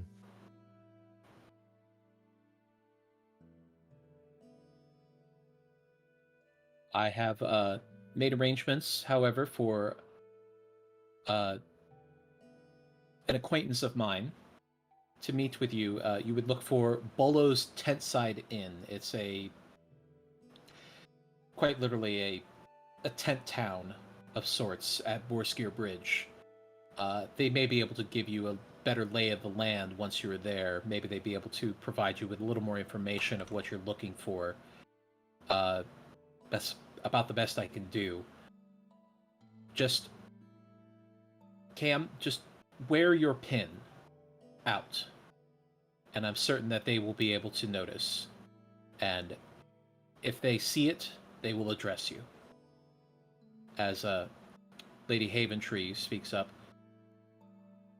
I would bring it to the attention of you, Leosin, as well as to the others here, that we do have more than one agent going to this location.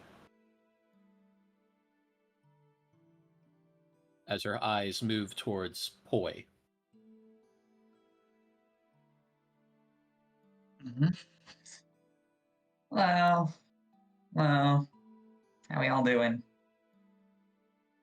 So, Cam looks over at Poi and then to Lady Haventree.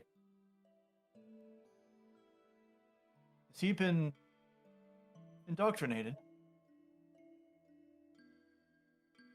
He has been inducted to the Harpers, yes. I have my reasons for doing so, Cam, and I know that there may be some tension between the two of you, but I would ask that you work together to the best of your abilities.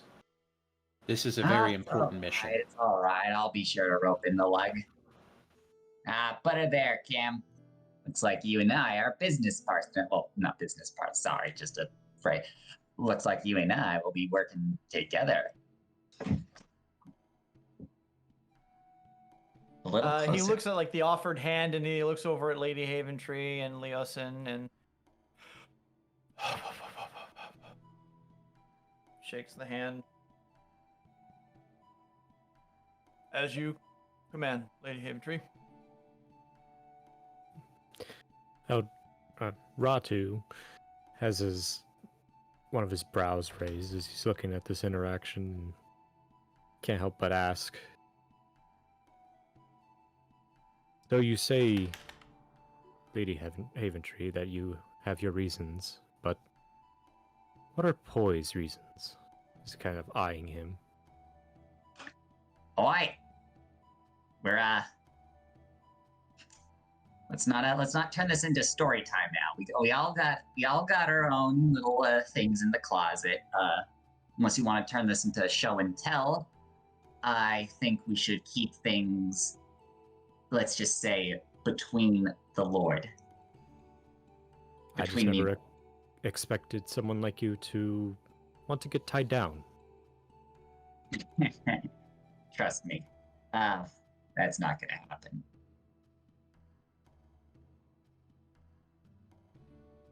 Suffice to say, Master Mars, that Master Poi has provided me with very compelling reasons. And that is between us, and respectfully not yourself, as you are not a member of the Harpers. Yeah. Poi. And hey, listen. Who else is gonna get your asses out of trouble?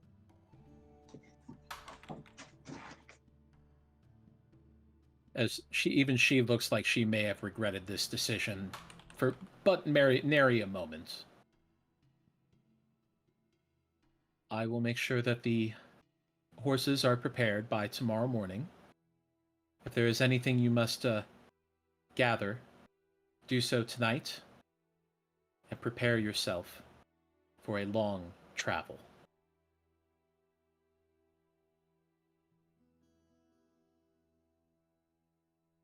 So we shall. One question, Lady Haventree, one question.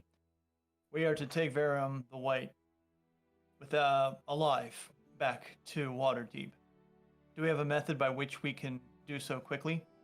I recall from Arai's mentor that she used some sort of magic to be able to quickly teleport us.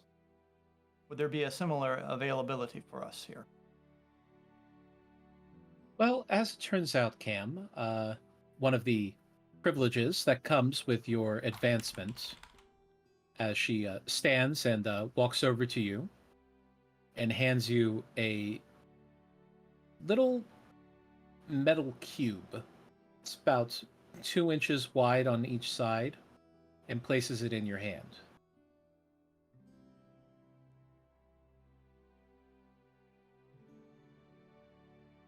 Something that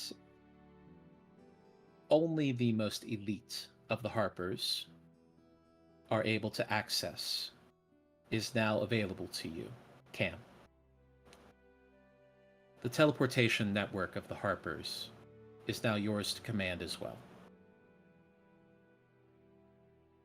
He sits up straight and he looks at that and he smiles. Thank you, Lady Haventree. Make sure this is kept in complete confidence and protection. And he puts it deep into his pouch. I won't lie to you about the importance of this. Verum must be collected. However, it is of utmost importance that he not be allowed to return to the Cult of the Dragon. Do you understand? I understand. He will be returned here. Should that not be possible, of course, you know what you must do.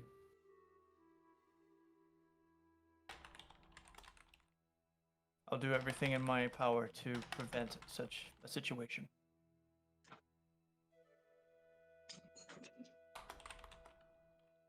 Very well.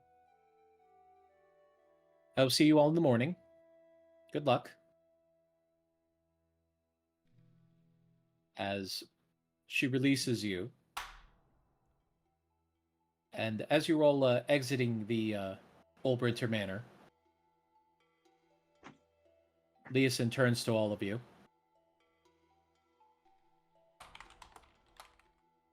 I have to say, normally I'd be kind of nervous about these kind of things, but I think this one is in good hands. But I have to say, Cam, you're carrying yourself a little bit differently. I think the authority that you wield now is lifting you up. I've had some time to reflect upon the requirements and the severity of my position. I think things are going to be different now.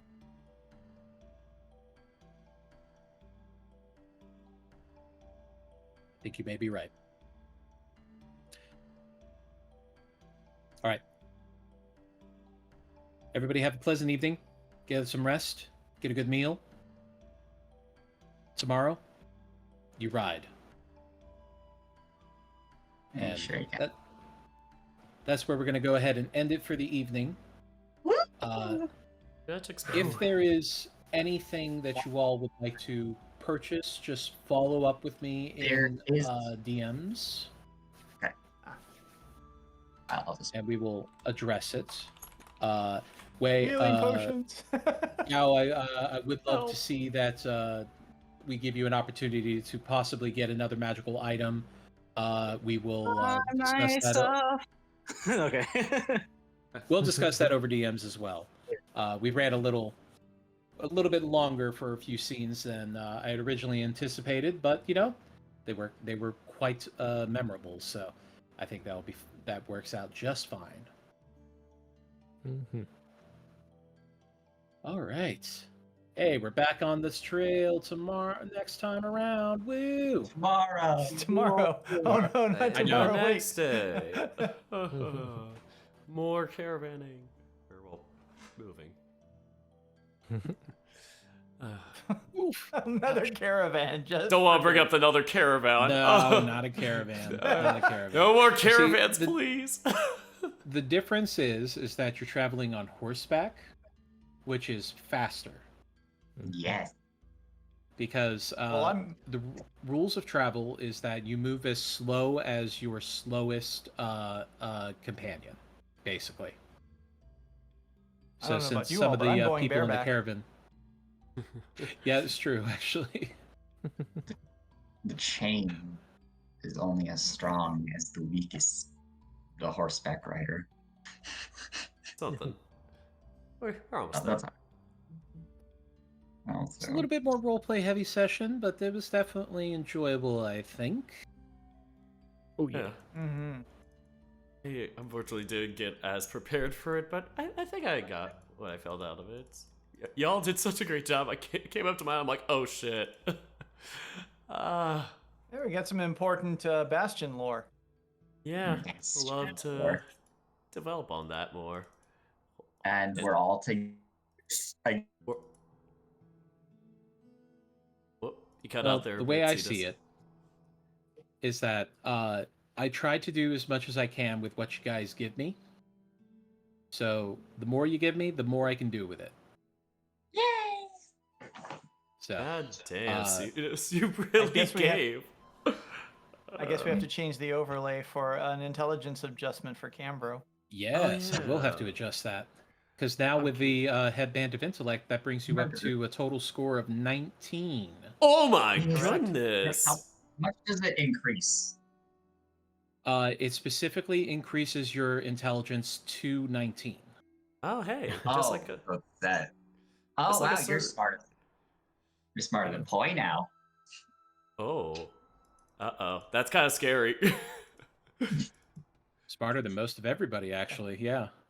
Yeah. And now I am smarter than the average bear. But yes, we will go ahead and conclude tonight, and in 2 weeks' time, you will be on the trail. However, we're not going to be doing the everyday role played out or anything like that. We will be rolling for encounters, however, to see if you run into any trouble on the trails. And in total, you're actually going to be, thankfully, because of the horseback, you're only going to be on the trail for probably about 2 weeks instead of the month that it would take if you were to travel out by foot. So are we going to be literally traveling for 2 weeks while we wait for the next campaign to start? No. Ironic. But there will be, as I said, there will be rolls for encounters for every day that you travel. You'll be having a few stops here and there where you'll have an opportunity to, buy up supplies, maybe find a few items, maybe ask around for information regarding Verum the White. But we will be progressing now into the next chapter of Rise of Tiamat. Oh, yeah. Okay. Also, I just want to say the headband of intellect looks absolutely hideous. Like, what the fuck is this? Yeah. Let's What take is a this? look. It's not a headband of That's- charisma, okay? Right? It's not a headband of incredible style, all right? Yeah. I was envisioning Yeah, something a little better than this. This is just God. Oh, This, By a nerd with 19 intelligence, okay? Let's see. This is the item that you get when you really want your character to be smart, but you needed them to do other things first.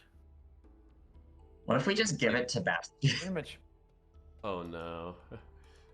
Yeah. I actually had this item on my Eldritch Knight for a short time before it became more important for me to crush things with my giant warhammer. Yes. And I had to sacrifice that for a belt of, I think it was a belt of hill giant strength. Ooh, Mm. pretty cool. Just swing that massive hammer around and just absolutely wreck people. Because that was more important than being smart. Yeah. I remember how that felt. Warhammer's At any fun. rate, I hope you all have a lovely evening. Thank you for And I hope- running this, Dana. Absolutely. Thanks as for always. some wait for great next week, scenes. for next- Yeah, I can't wait for the action to start again. Mm-hmm. Thank you. And I did manage to message Saku regarding making sure that they take care of themselves, and they informed me that they're going to be okay. They just are a little bit tired after their issue that they had, and they just wanted to get some rest. So they should be all good next time around. Okay. That's perfect. Better Also, be. Dana, I shot you a message about something. Yes. So, yeah. It's just a thing. Absolutely. I will follow up with everybody for what they would like to pick up while on their last evening in Waterdeep. But when we get back, we'll start with hitting the trail. So, at any rate, you all have a lovely evening. I'm going to go ahead too. and get to bed. Thank you. Take care, everyone. All right. Take care. Goodbye. Bye Bye, bye. all. I'm always the last to leave the call. Yeah. That headband of intellect ain't pretty. Opening in browser. This one. It's something. Alright, let's get back to... Who are we going to raid? Looks sick. Sick style. Alright. Time to check on who is alive, who is a living, who is a dying. Alright. Some familiar faces, maybe? Okay. Yeah, as always, this is really fun to do, and seriously, it's a great time to be back doing this. I could always talk about what I've done this last week on another day, but yeah, for D&D, we just keep things in the loop of that, keep the story going. Tough choice. I'm debating between 2-3 people?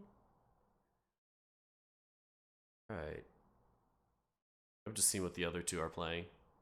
Oh, did one of them disappear? No, good. Okay, yeah, just making sure they're still there. We are going to raid into Wayland's here. They are playing Dead Space, so anybody who likes that, it looks kind of fun. I mean, I think it's more on the horror aspect. I mean, it says dead in the name, but... Yeah, Wayland's a lovely. They are, they got a good sense of humor and are, very knowledgeable about the game industry. Yes, they are lovely. That is the best way to describe them. Crazy lovely, chaotic lovely, I'd say, if there's an alignment. So, here we go, raiding Wayland's here. Just gonna make sure first, before we do that, they've gone for 4 hours. Maybe, I mean, if y'all are okay with it, then we will still raid. They may end soon, they may not. I did not listen to their audio yet. Here we go. Let us get started with such. Here we go. The phrase. As always, I really appreciate y'all coming. Thank you for entertaining me, and thank you for letting me entertain you. Until next time. Goodbye. Have a great night, everybody. Take care, folks.